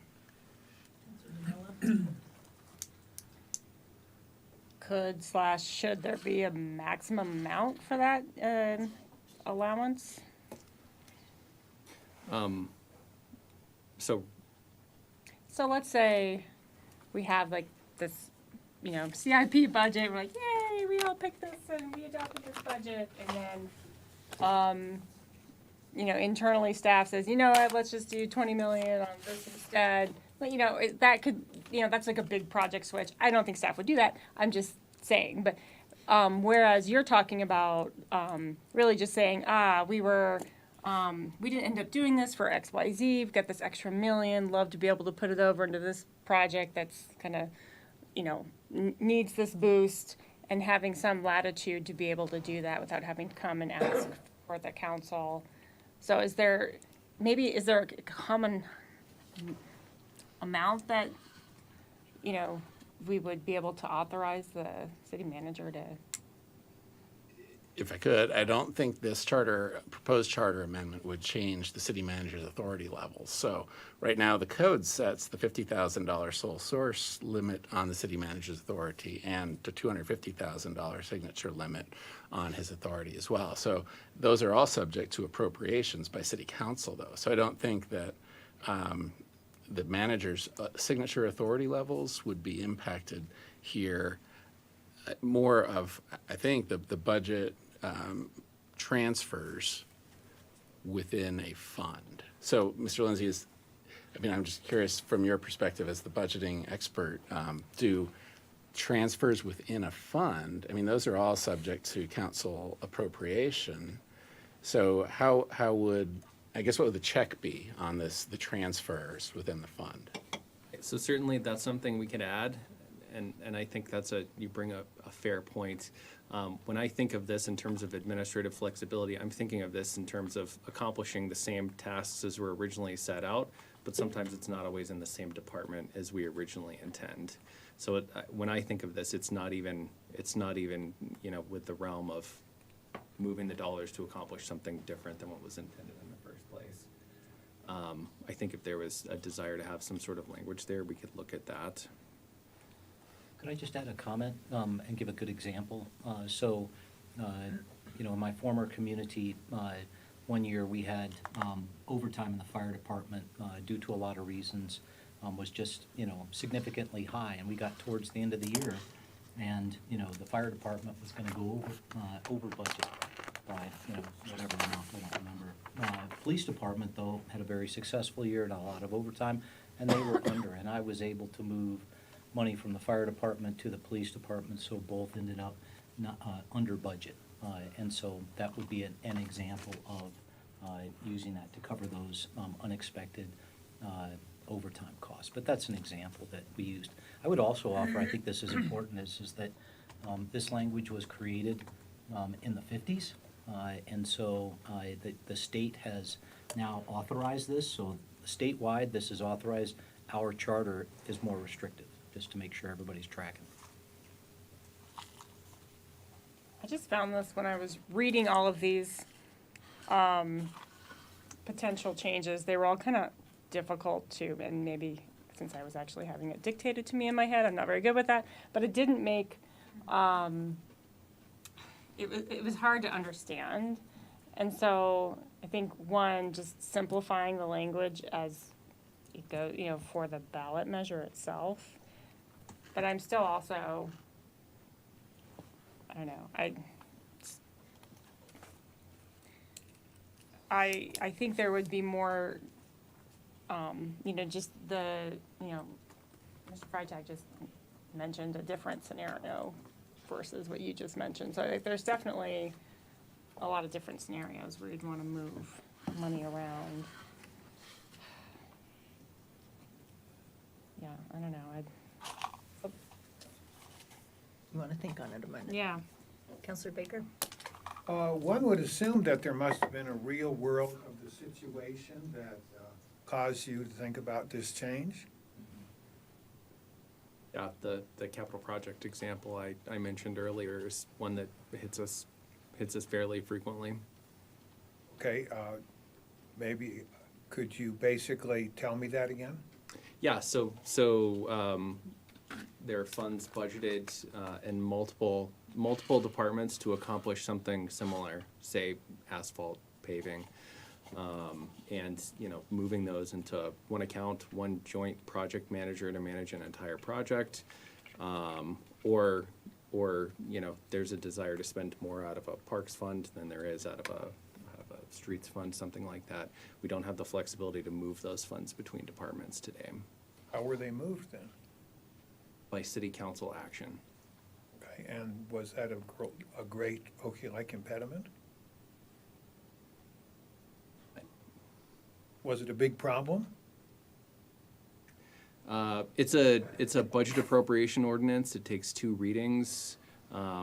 So it sets us back a period of time to accomplish something like that. Okay, thank you. Anyone? Just as an example, I think to clarify there, it takes staff time to put it together. It takes time for the council to read and review it. It's going to, in all likelihood, it's going to get approved anyways because it makes sense. We wouldn't bring it forward to the council if we didn't think it made sense. And so there's just a lot of time, energy, and effort, brought into this that, favorably might not need to be. And so again, 2023 a little bit different than 1958 as far as mentality and budgeting and the size of the budgeting. I think that Chris's point about back in 1958, not sure what our budget was, but I'm sure it was less than 275 million. So to the asphalt example, you have approved contracts with vendors. And if they are a certain level, city council has approved those purchases. Yes. So all the underlying contracts are basically approved, but the funds cannot be shifted without another city council ordinance. So, it seems like a month.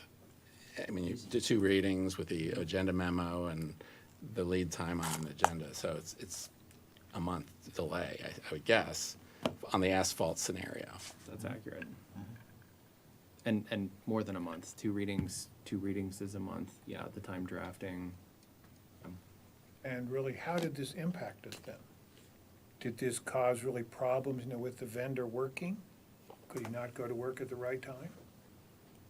So something like asphalt has a limited season. Right.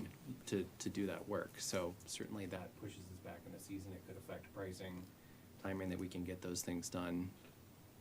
And we're working within an annual budget. Okay, thank you. Mayor Pro Tem? Just curious, and you may not be able to answer this, but at least in recent history, has it ever been, one of these actions ever been rejected by council? That's pretty telling if it's never been rejected for us to do something like this. I can't think of one. I can't Maybe think of one Barbara, either. being the resident expert in this kind of thing. Remember us ever rejecting this? To me, it's like, I'm fine with it. If you could have come up with an example that I could have looked at and said, why did they say no to it? But I can't think of one that I thought about saying no to. Counselor Seymour? Thank you. I'm in favor of the ballot initiative. To Councilor Nemel's point, we have to get these clean and clear as possible because the first option is always no.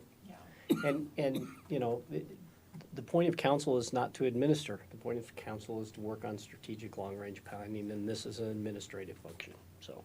And time is money. Time is money, always. Councilor Zadi? I agree with Councilor Seymour and Councilor Namella here. I think it's a no-brainer. But we need to make sure the ballot language is simplified. So explain what a fund is versus a department. You know, just simplify it down because past ballot questions, not all of them, but a lot of them have been confusing to understand. We get a lot of that feedback, so we need to make sure it's really simple. Councilor Emmons? Did you confirm that this would move, it would still be under city manager's $50,000 limit? Is that what you were?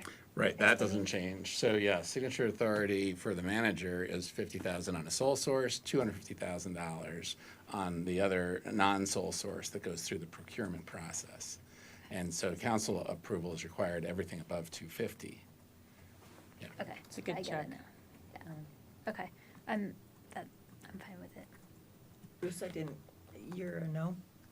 I'm okay with it. You're okay?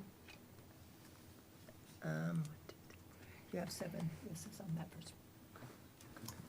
The second question also addresses budget procedures, and it's Charter Section 9.2. And currently, it provides September 1st as the date to provide current year expenditures. Okay, I'm going to look to Chris for some answers here.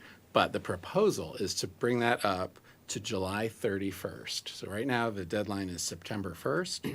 So we're talking about advancing that deadline up to July 31st in a given year. All right, here's a quiz. Earlier, the city manager said the date we're gonna propose the budget. Anybody remember what that was? September 18th. August 30th. August 30th, which is before September 1st. That's required by city charter to have actuals. So every year we post a second round of the budget that includes actuals for September 1st.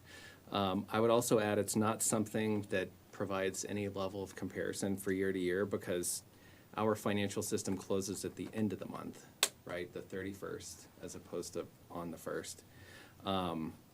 Additionally, it takes about 2 weeks or so to close out all the books and get all the expenses accounted for in that month. So right now, when we run an expenditure report through September 1st, you're getting a lot of transactions that don't happen in August. And if you compare those year to year, it's not going to give you anything that's honestly useful. In our opinion, if you go with July 31st, every year you're going to get the same data on the same date. And it's late enough that we will have closed out the month of July, the fiscal month of July, and we can provide that to you when we do the proposed budget. So, Mayor, I guess staff's question would be, is there support for staff bringing this forward to advance that deadline to July 31st from where it is now on September 1st? Yes, just make sure the language is simple for this. Yes. Yes.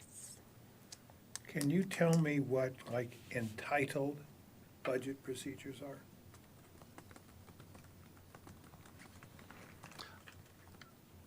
Well, I think the charter section 9.2, the title of 9.2 literally is budget procedures.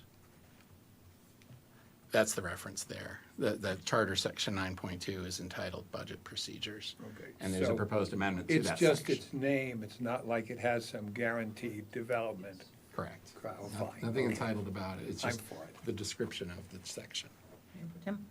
It's fine with me. Councilor Romero? Yeah, just, again, the language, Okay, we have 7. as if you want it. Gotta understand. He did. Okay. There's another song in your head. The third question for your consideration, currently, Westminster's Charter, Section 13.3, contracts, requires that the finance director or the city manager certify that appropriations for payments are made. the request is, could that be modified to say city manager or their designee? So we ask for the flexibility of having the city manager's designee certify that appropriations are made for the payment of contracts, where right now it's very limited, I think, in the drafting. It requires either the finance director or the city manager make that certification.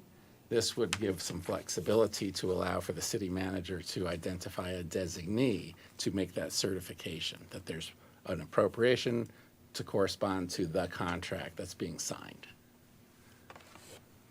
Is that like having, like if the city manager's out and then you need to scramble and find the deputy, but then you need to find like some assignment requirement? I'm just remembering things in the past. So would this allow? Delegations of authority, Yeah. right? Yeah, I mean, we have a record of delegations of authority on for specific purposes. So there could, if the modification were to be approved, be a delegation of authority by the city manager to have another person sign that the appropriation has been made for the contract. Right, but I would just add, this is even more technical than this. So our budget at a very line item contains almost 10,000 line items. And what this is asking for is to make sure at that line item, there's the right amount of funds that are available. And we do that at a staff level, really, at an accountant or a budget coordinator level to ensure that that appropriation's made. Councilor Zadi? Then can we specify a longer list versus making it any designee? Can we say budget manager or, so that it's not just anyone? I think you're gonna end up with a heck of a list. Yeah, and titles change over time as well. So my preference would be to leave with designee. Are you looking for certain qualifications of that? No, just looking for controls. I think it's a control risk. If anyone, if you go on vacation and you say, well, I know you wouldn't, but we might have a future city manager that might, right? So like,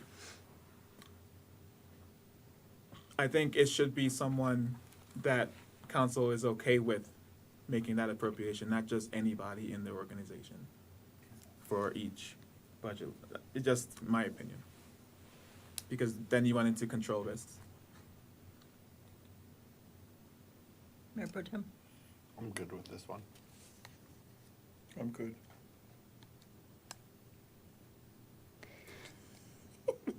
Oh, are you looking at me? I thought we were going that way. I'm looking at both of you, looking at each other. One of you speak. I'm just not quite understanding why finance director isn't, why isn't that valid enough? Yeah, who would sign those? Like, if not one of the two? I know you said staff does it. Yeah, so right now it's a check at a staff level that ensures that this happens. And this is appropriations, or excuse me, these are expenses or a signature on a contract that's already been approved by city council for that purpose as well. It's within that section of municipal, or within, I'm sorry, it's getting late. Oh, It's so within executing that it. section of the city charter. So Cutting a check. after city council's made the approval to proceed with the contract. Administratively. Sign the contract, there's an additional check to make sure that the appropriation has been made. So it's like a department head or like a project manager? Okay. I'm fine Are with we it. okay? Thank you for asking. Are you okay? Allowing me to See, clarify. You may need to have a ballot such language. as. Ballot language. I'm okay with it if you can revise that so it's clear for the people. Okay, so I have 7 of us, okay? Thank you. The fourth question addresses publication and mailing of notices. Currently, the charter requires that notices or ordinances be published by appropriate insertion in a newspaper published in the English language for the dissemination of news of a general character with a general circulation at least for the last 2 years, that is used for the publication, used for publication purposes. So right now it's a narrow requirement in the charter, and it's newspapers for publication of notices. The proposed change would be to add a second method, and that would be posting the notice or ordinance to the city's official website. So you could, if this modification were approved, achieve notice by the website or publication in the newspaper, or do both. So the charter would allow basically 3 pathways to publication. Right now, there's only one pathway to publication, and that's through the newspaper. So the question is, would there be council support for moving this forward to broaden the city's options, I think, for publication, to add the website as an option? Many hands went up. Rich? Oh, thank you. I'm in favor of this to broaden. I would still prefer, as long as we possible, to do both. But we know what's happened to local community papers, and here today, gone tomorrow, and then we have no place to put it either. So I hope we continue to do both, but this gives us flexibility. Things could change just like that. So I'm in favor. Or if the paper went digital. I mean, Right. Both. Councilor Numella. That was the same thing. Just, is there some way to say, as long as they exist? Or maybe to the mayor's point of, like a digital newspaper, digital or paper. Well, how's it Does that matter? defined legally? Like, if you say publication, can't that, it's a really loose term. So as for the point of the charter, right now, publication is right now through a newspaper published in the English language for the dissemination of news of a general character, which shall have had a general circulation at regular intervals in the city for at least 2 years preceding the time it's used. So that's currently the requirement in the charter. English language newspaper, general circulation for at least the last 2 years. We're proposing, I think, that be expanded to contemplate publication on the city's official website as an option. It says either, doesn't it? Yeah, it would be either the So doesn't that website or limit the it then? newspaper or both. Doesn't that basically reduce circulation? Well, if it was, well, it depends how many readers the newspaper has, I suppose, and how much viewership you get on your Fair, website. Absolutely So you fair. might get more But I people. see this but- as limiting because someone could take the electronic approach and use no other approach, and I think that cuts out a lot of the people, so I'm not in favor of this. I'd be in favor if we change it to an and, or as long as there's, because if there's enough flexibility in the definition of what the newspaper is, so it's digital. As someone who has, part of my job is to make sure things are posted, and sometimes you do miss it every now and then. But I feel like there's not a lot of people who self-select to look at the website for information about projects that might be posted. It's one of the things we can put on Channel 8. Yeah, Tell them, yeah. educate them. And Channel 8 might be better than the newspaper. Yeah. And I don't know if Mr. Lindsay or Ms. Fitch might have anything to add, because I think, the publications often fall to the clerk's office. Sure. So if you have anything to add. I think they reach different audiences, so with the option to do both, we could potentially expand the reach by quite a bit. But the either piece would mean, the ease of not having to go to the newspaper and deal with, it's kind of minor cost, but it's just more of the, you gotta get it in on time, and then, it's always a week prior, there's this time component that I could just see being way easier to just, if I have the option of either, I'm just gonna post it to the website every time. Just for clarification, looking at what the language says, the underlined is the addition for the amendment, and it does specify or both. I think that's the issue. Yeah, it's either the website or the newspaper or both. Or both, Or. Yeah. right. But there's too much wiggle room is what the Each year, point. city council makes a decision of where their official publication sites are. That is in- true. Every year, we decide where your official publication sites are of your agenda and other publications, other notices, sorry. It's typically what, in December or January that we take that to council? For council, it goes in, January. Pro Tem? I was gonna ask that, because on top of that, isn't there some other ordinance around like development and stuff where it's even further defined? So I mean, like, widening that in the charter doesn't take those other places where we are defining you have to put it in the paper. Because I remember that coming up in a That's true, couple it's in code. development. Yeah, it's in the Okay. land development code too, the hearing notice requirements. But having the charter provide flexibility, I could see there would be value in that if there was support for the concept. Yeah, and so on that, my train of thought is the charter is much harder to change than ordinances. And we have those ordinances, and so we as council can easily put extra strings on that if we want to. I think it will be interesting to see what the feedback is from the public, because remember, these all have to go to them, they have to say yes or no. But this is one that there's been a fair amount of topic, and so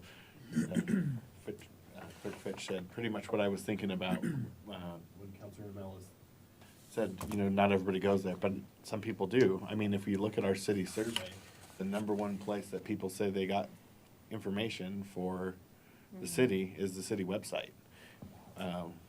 So I think that flexibility is probably good, but I'll be interested to see what the people say about it if we put this up. Yeah, it was a good reminder, it's in the code already. And Does not- that make you a yes or a no? Yeah, I guess it makes me a yes. Yeah, we have, And I meant him. Did I convince you? you did. I already had you as an okay. I think you might get two. Okay, Counselor Emmons, where are you at? Oh, yeah, that makes sense.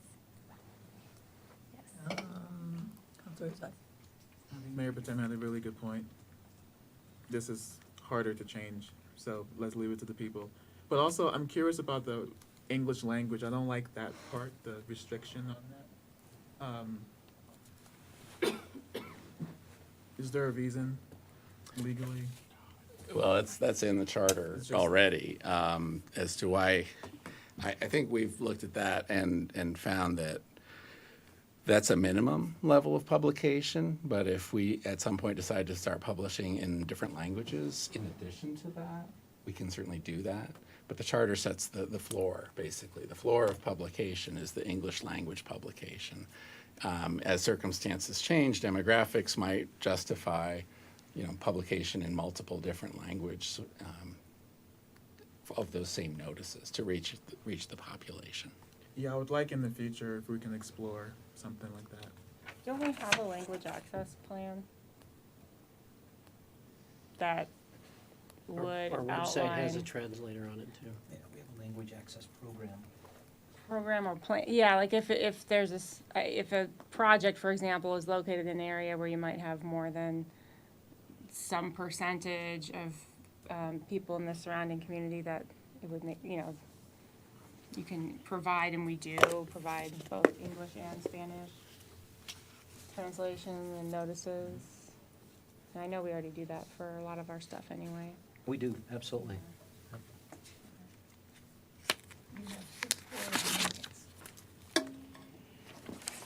Okay, and so those were the staff ballot language requests that we had.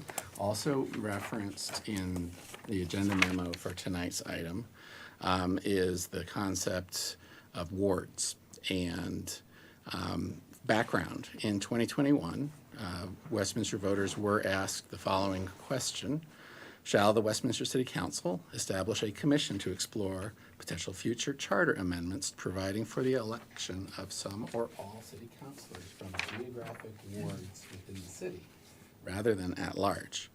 The election results were 56.38% against, 43.62% for. So some background that might be helpful. That question would have set in motion a public process, a commission which would have sought input from the residents of the city on that question of wards. Are they desired? Are they not desired? It would have basically kicked off a public process. That question didn't change the code, the charter. It wasn't an amendment to anything. It was a question intended, I think, to ask, should there be a public process initiated on that question? So we got the results that we got, and I understood there might be city council interest in exploring this matter further. So I'll turn to council for some discussion, if we could. Thank you, Madam Mayor. I have a technical question on ballot language, because I'm very interested in this. And there's two main proposals that have been floated for quite some time out there, is that 3 wards with either 2 counselors per ward, or the other one is 1 counselor per ward, substantially similar sizes of wards, and then 3 at large. If we can we come in Colorado and say, do you wish to have awards or council system, yes or no? And then if that passes, do you want this form or that form? Can we do that? Or do we have to come out and say, Like our marijuana one. You want this? well, that's a taxing Tabor issue. I get it, but Yeah. like it's a Yeah, second part question. The marijuana was a 2-part question, right? It was, shall we have dispensaries conditioned on the passage of the tax question, and the tax question failed. So the dispensaries weren't approved as a result. Yeah. But, so your question about could there just be a generic wards question and then subsequent follow-ups to refine it as far as the Yeah. number of wards and Do the you, number of? do you wish to have an all-ward system with 2 counselors per ward? Or would you like 1 counselor per ward and 3 at large? Those are the 2 generic options that have been passed around for quite some time.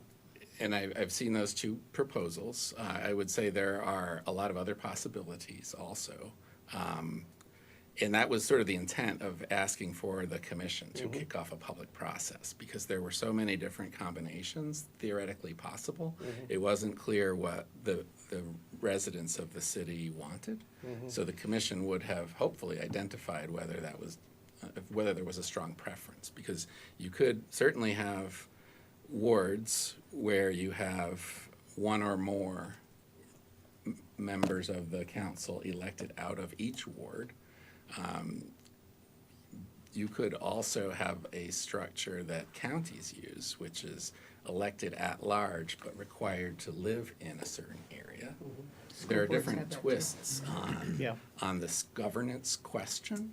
And when staff looked at this 2 years ago, I think the consensus was that we would really want to have public outreach to explore all of the different possibilities. And we were, I think, hopeful that there could even be experts brought in to advise on the value of each approach. And so we viewed the question as basically potentially the start of a process where there would be expertise brought in to inform and public outreach to really explore the community's desire. Yeah. And I don't know if I don't know if it was ballot fatigue with all the things that were on there, but I believe only a couple things other than the marijuana that really didn't pass, but open space and the bonding on that. In our election timelines. Our election timelines. And the swearing in of the council members. Yeah. Public safety. Public safety failed. Yeah, post. So, Can I ask a question, Council Seymour? yeah. To piggyback on that. Mhm. Do we have to define whatever the design is within a ballot question, or can we just say, do you want wards? If they say yes, then by code, we figured that out later. We did the community input after that. I think you have to have the charter amended, because right now the charter is drafted to say the city is one ward. And every member of council is elected at large. So you're gonna have specific language in the current charter that would need to be voter approved to effectuate a different approach. And, you know, this, I think fair to say 2 years ago when we saw this question, we realized the complexity of it and that it would not just be a one and done kind of a question, but that we would really need public outreach to inform the process. So you saw it as the first step, you get the commission together, they figure it all out, and then that's put on the. Right. The commission could make a recommendation to city council to say, the preference is overwhelmingly this structure, and we would recommend that city council put this structure on a future ballot, and that's how you modify the charter to effectuate that structure. I think the ballot measure last year, or was it 2 years ago,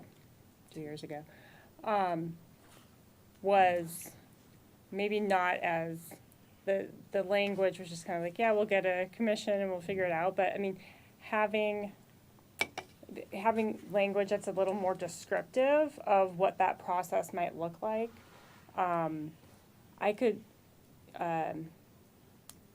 you know, just listing out the kind of range of options, whether it's a hybrid or all at large or, you know, or all district. But I think it might be helpful for people to understand, how is the districting process? How would that happen? Does that happen once they would even, after that charter amendment? And then who's on the committee for both, not only the initial structure of what city council ends up being, but then the districting committee and who picks. And there's a whole body of law on districting and redistricting. So, you know, we would want to honor those requirements by ensuring that the population was close to equal in each district. But we would also want to honor the law by saying we're not dividing communities of interest. We're not disenfranchising groups by drawing a line right down the middle of their neighborhood. And that we're not drawing these in a way to exclude people or to intentionally include others. We're not gerrymandering the boundaries. We're going to draw them compactly. So yeah, there's a lot of considerations in redistricting, which I think traditionally is every 10 years with the US Census data. So that's a whole other process that we would have to undertake if we were going to go to a wards system, because you know you can't just draw the lines right. You couldn't draw the lines today without knowing a lot of data as to the population of the city, just to ensure that your district boundaries were defensible. Yeah. So more descriptive language on what the process would look like, and maybe just a brief range of options so that it doesn't feel like it's one, you know, oh, we're just going straight to districts and there's not an opportunity for hybrid or keeping, what we have. So, ballot language, if it gets really long, it gets really confusing, I think. So that's a question, I think. Is there a simple way to ask this question? Yes. Well, wasn't that 2 years ago, that was the Yes, simple there way? is. That was our best effort at getting a simple question to the voters. And If you look at this in two parts, though, is you look at what is the basic question that we want to get to, and then how do we do the enabling legislation from that, which then goes back on council. So, which includes community input and all those things. So, do you wish to change our charter from one single ward to multiple wards? Yes or no? And shall this be answered in the affirmative? Council will have X number of months to commit to the enabling legislation. I something. think that was the missing piece. People didn't understand. They just thought it was another, excuse me, but survey type thing that was maybe going to be talked about and then maybe just poop. The back end is not easy. The Right. front end question I see is easy. Do you wish to have wards of substantially equal amounts in our city? Boom, and then we work on the enabling legislation, the community outreach, and then have that implemented by, and we put the year in there. We knew even moving forward because staff gauged on a survey level how the ballot questions would read. And it came back very negatively on that question. Yet we still moved forward with it knowing that it didn't have from a language the response. standpoint. Yeah, it didn't have the response. So Counselor Baker? I think we have an excellent proposal that was sent up that have a map of the 3 wards, 2 really council You mean people this per one? ward. What? this one. Yeah, that one there. It has 2 council persons per ward in really staggered terms. They actually went into great depth to say what it is. I'd like to present that to the voters. I think the problem with the last one is that it was if and but and therefore and why not and there was this is a concrete, tangible evidence. The only thing staff has to do to this is make sure the boundaries drawn are in accord with boundaries and they have equal populations and stuff like that. See, I think one of the beauties of this one is it basically allows people who share communities. They all share Westminster. One of them shares Jefferson County School Districts, with a small exception. One of them shares mostly Adams 12 school districts, with small exceptions. And one of them shares of the Minster School District. And I don't think that has any exceptions. So we're putting a concrete proposal for the voters. They can see all the advantages and disadvantages of it. And nothing's put off in this. Nothing's pushed to a later date. It's quick, it's simple, it's, to me, a yes or no question, and it has all the advantages that all the last ballot questions, I think, lacked. And the only thing staff would have to do, because we'd have to vote on this twice, right? Well, the districts would We'd have to have- be created if there was to be a ward structure implemented in the charter. Right. And we'd have to make sure that all the populations fell within the variance that the law demands.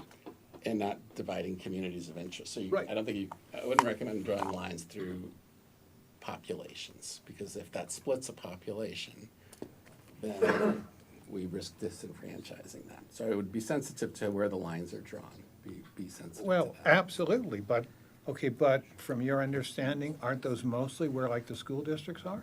I don't know that that's equal population, no. I think that, you Yeah, need 1/3 of the population. We have to work on the details. The people who really proposed this didn't have access to all the tools that we have, but we have access to. And we could have this, and we have to read this twice before it goes to the ballot, right? And it has to go to the What I ballot hear before you saying September 8th, is- but we have 2 meetings, one on the 14th of August and one on the 28th. And the 14th of August is 2 weeks from now, so that would give staff more than enough time to make sure that everything about it is really correct. And if it doesn't work out that way, staff can report that back to us. So I have reviewed the proposal. Some of the issues that I would want you to know are that it purports to have a mechanism to replace council members who resign, which conflicts with the charter. Because whenever a vacancy occurs on city council, there's a mechanism in our charter for how city council appoints someone. We don't go to the runner-up. We don't go, and if there's no candidate in a ward, we don't go to the loser from a different district and try to appoint that person Okay. into a ward We- that they okay, don't we live could in. just- okay, So we could if just it's gonna be let him meaningful. Let him talk. I think if you want wards that are premised on the idea of a representative living in the district, you don't get to pick the loser from a different district to represent them. So I don't think that those provisions would be consistent with our charter right now. So I think, you know, the complexity of this structure, I don't think it's likely that a ballot question can be created in the next week to implement this. What about Counselor Seymour's proposal? Because I have not brought this up a week in advance just to have this conversation and say it can't be done. I brought this up in May, knowing that we would have some time to talk about what this potentially would look like. So, what are our options? Well, I would say candidly, this is more of a year-long project than it is a week-long project. And we haven't had direction from a majority of city council to expend resources to craft a wards structure for our city. You know, if I were asked, I would recommend a public process where people could have input. And I wouldn't recommend that we just put a structure that's uninformed. So then I guess my Just question is, City manager had something. I just had a question for the council to consider, and it really goes to city attorneys. You know, this is a year-long process, is that you just, I mean, we're electing three people here in November, right? And so, and they're not representing any particular wards. And so, you know, if you're going to do this, shouldn't you have a plan for how you're gonna implement that change? Which then really gets to the attorney's perspective, that there's a process, not only with public input, but you come up with what's that phased-in approach of when you're electing candidates that are now representing districts and wards and things like that, as opposed to, you got three people that are changing out this year, and they're gonna be elected at large, but yet we're also at the same time voting in a new program. And so I would think that there's gotta be some kind of plan associated with, if you're gonna go down this path, what does that look like? And so it's not something that just happens like that. It's gonna take years to vote those people in, unless you're gonna tell somebody, hey, appreciate it, you don't live in that district, you're out. So I just throw that out. Hang on, Mr. Baker still has the floor. Let other people join in. Okay, I've got several, do you want it on the list? Yes. Counselor Seymour. And I completely agree. But what I'm asking for is, why do we go through all that time and expense unless this November we get a vote clear and concise? Do you wish us to develop from a single ward to multiple wards in the city? With a timeline of and we could put in an implementation timeline of 2026 or whatever. Pick a date, I don't care, but say 2026 implementation of this. Then we do all the boundaries, we get everything ready, and then everybody knows where their stance is. I'm completely and totally against 3 wards with 2 people per ward. I think, my opinion is losing at large hurts our city terribly. It makes us so myopic, it's unbelievable. But giving someone a person to count on or do that, I think is the value. So I'm a hybrid person. But we cut out a lot of time and energy and cost if we go back and we say to the voters, shall we change the charter to implement wards by this date? And then we do all the implementation and the community outreach and the planning. If it comes back 58 against again, we don't waste any more time and money either. So. The simple question, do you want wards? Mm-hmm. Isn't the same as, shall the charter be amended to provide these 22 things? And I think at some point that needs to happen. Mm-hmm. So you could run the simple question and start a process, Mm-hmm. but at some point the voters have to change the charter. Right. And they have to know exactly what those changes are Mm-hmm. when they're voting. But So, right now we have 1 ward, clarification, we have 1 ward, Mhm. and couldn't the question say, shall the charter be changed to have multiple wards?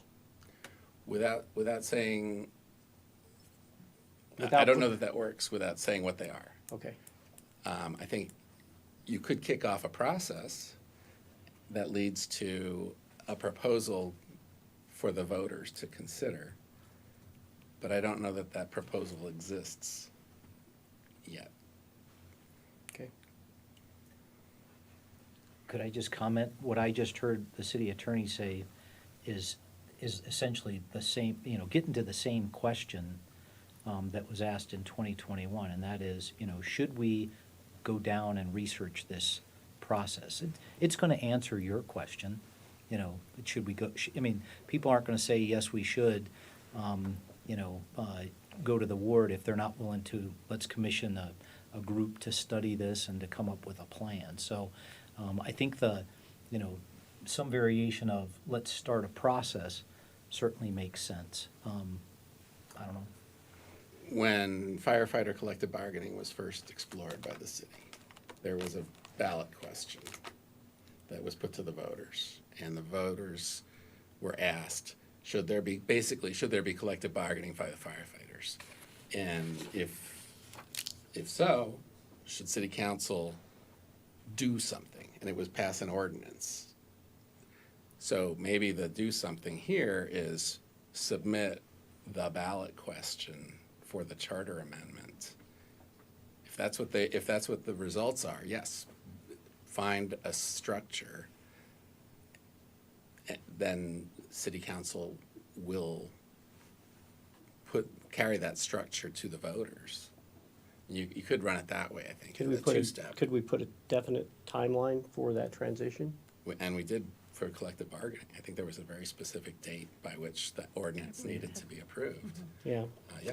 So that's that question and then implementation. Mhm. As the means to the end. Mhm. Are you interested in going down this path? And if you are, Mhm. then we're gonna spend a year going through this process, or call it 18 months, whatever. Mhm. We're gonna go down this process. Counselor Zaki?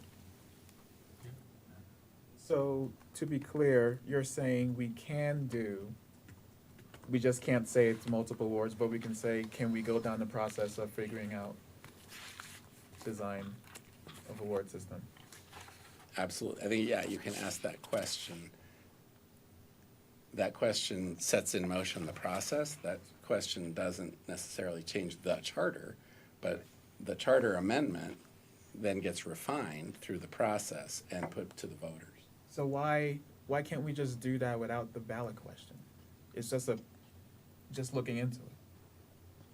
I mean, we're not changing the charter right? So. Right. Yeah, the what's 21 why- question so wasn't why is changing it the a- charter either. So it was Right, just a so question. Why is it a ballot question? Well, I think there was a desire to know if it was desired by the people. So council put the question up to get the voters' vote. I like Councilor Seymour's original idea here of asking, or at least can you explore if we can just say, do you want more than, multiple wards as the question? And then we go through the process, because you talk about efficiency and all of that. This is the reason why that failed, I believe, from what I'm hearing from a lot of folks, is it wasn't direct. Folks don't want a commission to look into the possibility of one day doing something. They want a direct question: do you want this, yes or no? And I mean, we did it with the collective bargaining, so why can't we just be direct here? I still don't understand that. You can, but collective bargaining was an ordinance that city council had the authority to approve. The charter amendment has to be done by the voters. So I think you could craft it in such a way that would tell you if the people want wards, and then you'd gather input on the best structure for governance. But I do agree it has to be a public input process. It can't be us just picking one. Jeffco County right now is going through a redistricting, and it's a months-long, very complicated community input process, because that's how hard it is to do it, and that's how we should do it. The problem here is we've been talking about this for years, kicking the can down the road. People want wards. I don't know a single person, maybe one. I know one person that I've spoken to in the entire city that does not want a ward. Everyone wants a ward, so it's a matter of how we ask the question. And I would just like a direct question. Counselor Namella, then Mayor Pro Tem, then Emmons and Baker. So, one question, how much does it cost to put a question on the ballot?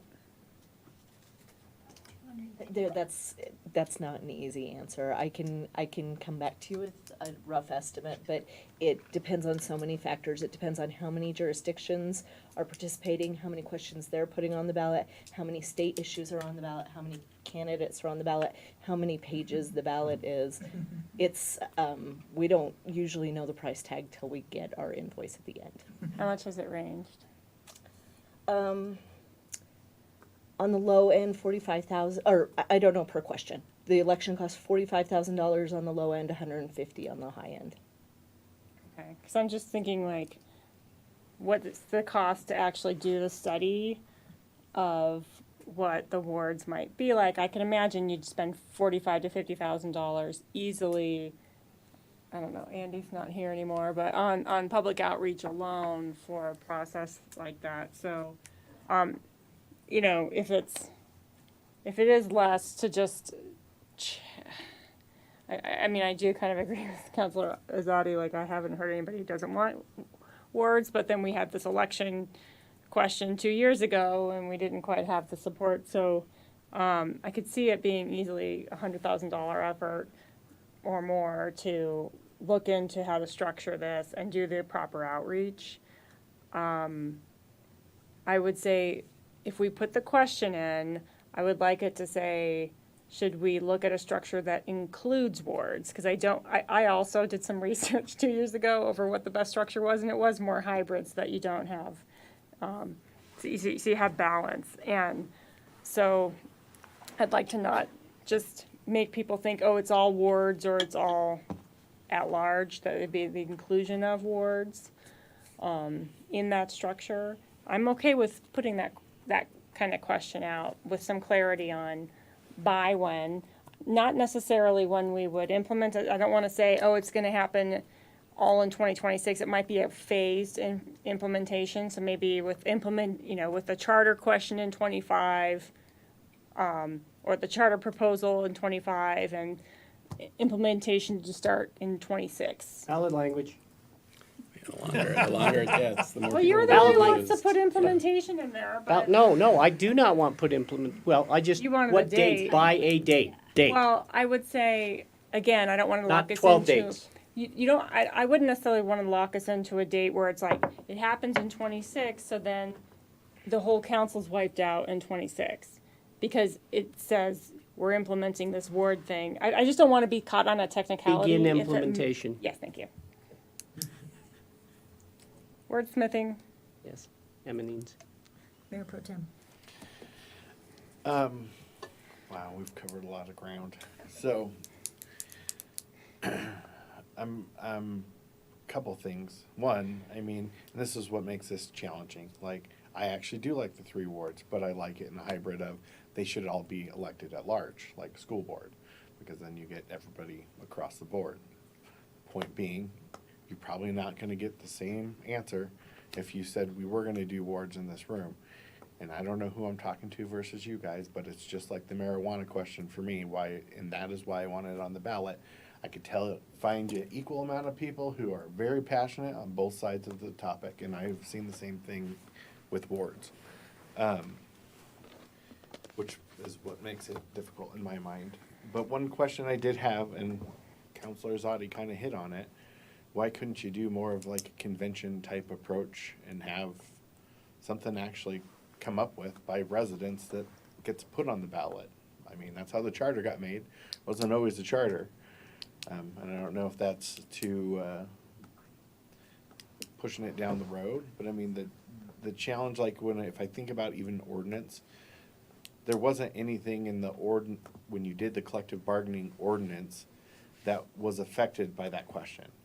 The mere fact of asking wards, I guess I just want to know if it's even possible to have that simplistic of a question that's not going to affect other things in the charter and cause trouble.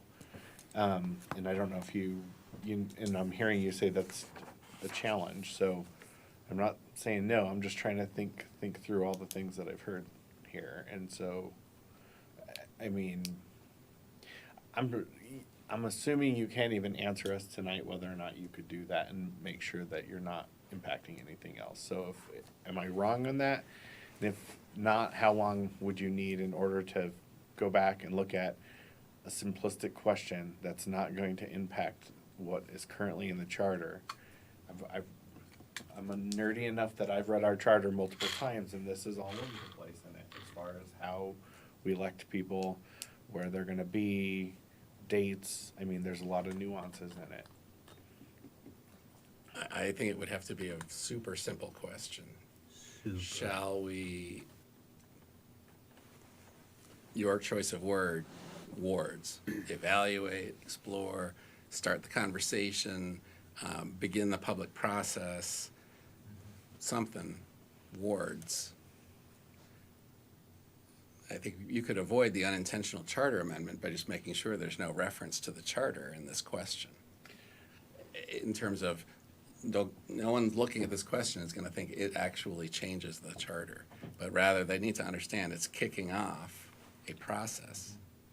I think for me, going through what we went through to get these on the ballot, there was enough of a conflict about it going on the ballot that I think some of us held our nose at it and said, okay, fine, at least it's asking the question.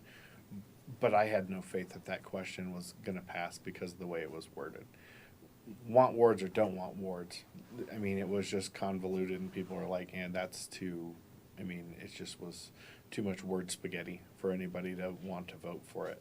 I felt the same honestly, about the marijuana one, and you could see it in people who were like, I mean, because it did pass, for us to have dispensaries, but people did not realize that if they did not vote on both parts, that wasn't going to happen. So I still have people who don't really understand, and I remember us scratching our head at it. Honestly, it was confusing. So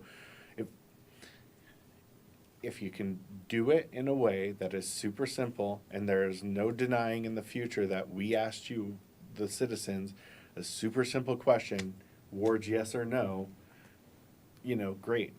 But I mean, as far as like coming up with a structure that I think even 1.5 of us are gonna agree on in this room is probably not gonna happen. So I think that it needs to be done in a way that you turn it back over to the citizens of the city to come back with something that they're gonna put on a ballot to say, here's what we think we should do with our city.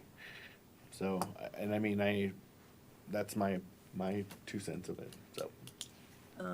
Counselor Emmons. A lot of ground covered. I'm just gonna voice frustration right now. Like, I brought this up in advance, hoping that we would have time to at least kind of vet and talk about this, knowing that it would take time. As quick as I could remember, I brought it to your attention, and so it's frustrating to me that it may or may not happen to even have a question put out there. So going back to the point of, if we couldn't do it on a ballot, why couldn't we just start? Why couldn't we just start in May or June to just kind of conventionally look at things? What would it look like? Start to get maybe more public comment, and then that way we would know we would have a process, or start developing a process of maybe getting it back on a ballot at a later time. I think that would make more sense than just saying we will talk about it during ballot measures in late July or early August. And now we're here and we've had an hour-and-a-half conversation on one item that I feel like we could have just vetted out 3 or 4 months ago. Mayor? Oh, sorry. Yeah, Counselor, the attorney's already brought this up, but prior to tonight, you're the only counselor who said you were interested in having a conversation about this. We didn't have 4 counselors that said you were interested in doing this. Frankly, I'm surprised that we've talked this long, because I figured this was a slam dunk in the opposite direction. But, you were the only one, and we didn't have 4 that said, let's do that. And so, am I going to spend a lot of time, energy, and effort trying to research this problem set before we have this conversation when, prior to tonight, I had no idea what everybody's perspectives were on this particular issue. And so, if I misread the tea leaves, let me know, but no one seconded that, thirded that, and fourth that when you brought it up in May. So that's a surprise. But I did want to just offer up, a simple question. And so, shall the city of Westminster begin a process to transition representation of elected officials from at-large status to district status for implementation to begin in 2026, or words to that effect? I mean, that's a pretty straightforward question. And so, should we begin a process to do that? And I don't know whether legally that works or not. The attorney would have to speak to that. But, that really gets to the point of, are you interested in doing it? And if so, here's a definitive date. And, you may have to explain to people what at-large is versus districts and what that means. But I think that's really the question that we're getting at. I think this is I think this has been a healthy discussion. I wouldn't say this has been a frustrating or disappointing discussion. I think it's been a healthy discussion because I'm not so sure that the community, had any perspective about where the council kind of was on this topic. I certainly wasn't, and I remember you bringing this up, but I don't remember anybody else doubling down that this is something that we really need to pursue. So it's been informative for me tonight. The staff can do anything that, you all say you want to do from a policy perspective. I will comment that, this is, if you're going to go down this process, you're hiring a consultant. We've already talked, that's going to be some considerable money. And there's significant staff time that would be involved because the consultant just can't come in and figure out Westminster. It's going to take staff, sad face for the clerk's office, sad face for the city attorney's office, probably sad face for the city manager's office. A lot of people pulling some extra duty to bring something like this to reality over the course of a year or so. And so, eyes wide open, these things certainly don't happen in a week. And, I think this idea of if you're going to do it, you got to have a transition, but there's a personnel cost to it and there's a consultant cost to it for sure. So, Councilor Baker, or Councilor Emmons, did you have anything else? No. Councilor Baker? We're talking about charter amendments. That's what this is all about. That's what this meeting is all about. That really proposal is a charter amendment. I would like to see it go to the ballot. Okay? Everything else we talked about, we could have been doing all along. So I would like to put that proposal, and we can put some language in it. Well, we need to make sure that it meets voting criteria. Okay? And I'm more than willing to put some language into it to give us the leeway. If there's some error in there, if there's some goof in there, that we'll fix it. We'll fix it. Okay, but I'd like to see that go to the ballot. I'd like to see that on the ballot. So my vote is that should go to the ballot. Councilor Novello? I respect your proposal, Councilor Baker, but I would not submit something that's not well vetted at this point in time. So I would be, again, back towards submitting for the question of should we include ward representation on the count, or just kind of, getting tired. Mr. Freitag, what you had proposed kind of still sounds like wards or no wards, and for somebody like me who wants to have some type of hybrid analyzed for greatest effectiveness for the community, I would say no to that, while I would say yes to including some ward representation. So I think that does matter, because if there's people there's like 56% who said 2 years ago no, and if, I don't remember the exact language, but if people were thinking it was just wards or no wards, like zero-sum kind of situation, I would rather us come up with a slightly different language that might address some concerns.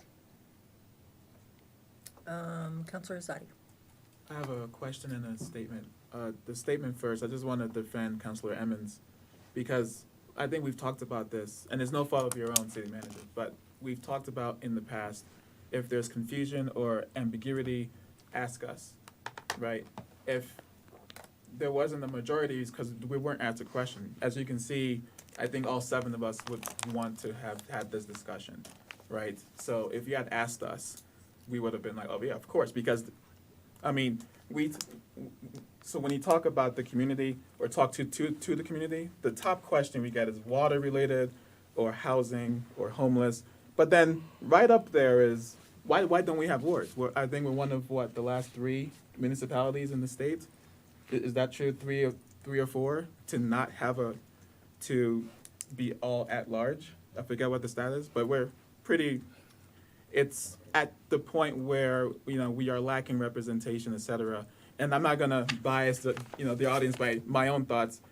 I obviously am pro wards, but I'm a pro hybrid, so I'm a hybrid guy where I think we should have 2 at large, et cetera. But I think we need to have the discussion and put it to the voters. I think the reason why it failed in 21, it wasn't wards and no wards, it was because it was confusing and very ambiguous as to what this commission is and why commission. Why don't we just ask us and we'll say yes or no. So that's my point there is we could have been doing a lot since May. And I think it was asked before May, 21, right after we got elected. Maybe we didn't ask directly, right? But that goes back to just ask us if you're confused as to should I be doing this? And we all would have said yes. I think all 7 of us would have said yes, do something right now. And that would have given us the time. So now we're at the point where it's a week away or a month away before the submission, right? Is it First week of reading September? would be 2 weeks from today. 2 weeks? So to have an ordinance drafted and ready for first reading, I mean, it's due basically in a week. So that's the frustration that I share with Councilor Ammons. And the reason why I care so much about this is because this is a representation question. And right now, a lot of folks don't have it because it's the system. My question, though, I completely forgot. So, never mind. It's late. Counselor Baker.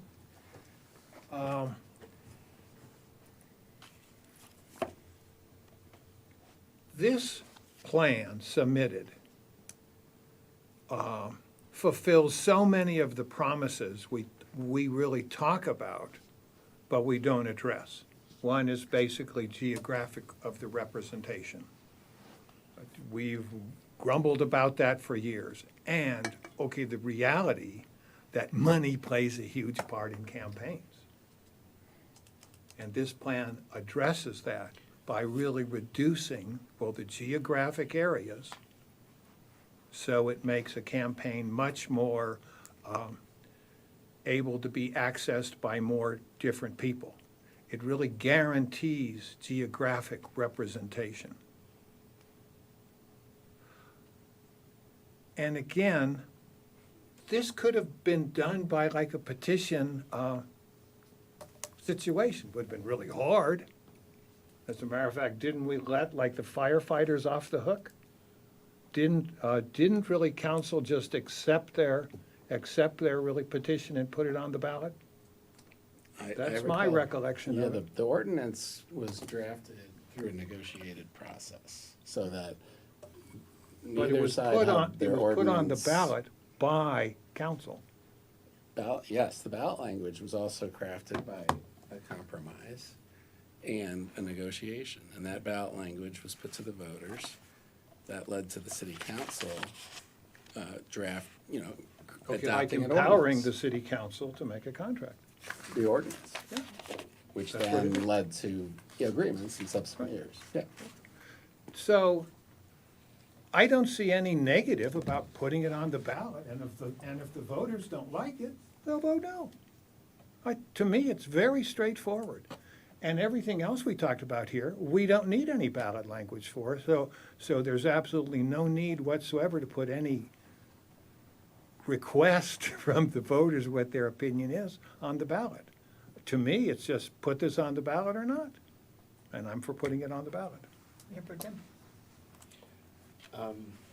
I just want to give my 2 cents about this proposal. Some of it I like, some of it I don't. So I wouldn't be in favor of putting that the way it is. I don't like the way that it gets into if people step down, all that stuff. I also think that it's a bad assumption to think this addresses money.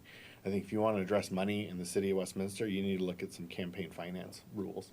Because the reality is if somebody has $30,000, $40,000, $50,000 to spend on a campaign, they're still going to have that to spend. Then they're going to have $30,000, $40,000, $50,000 to spend in a ward.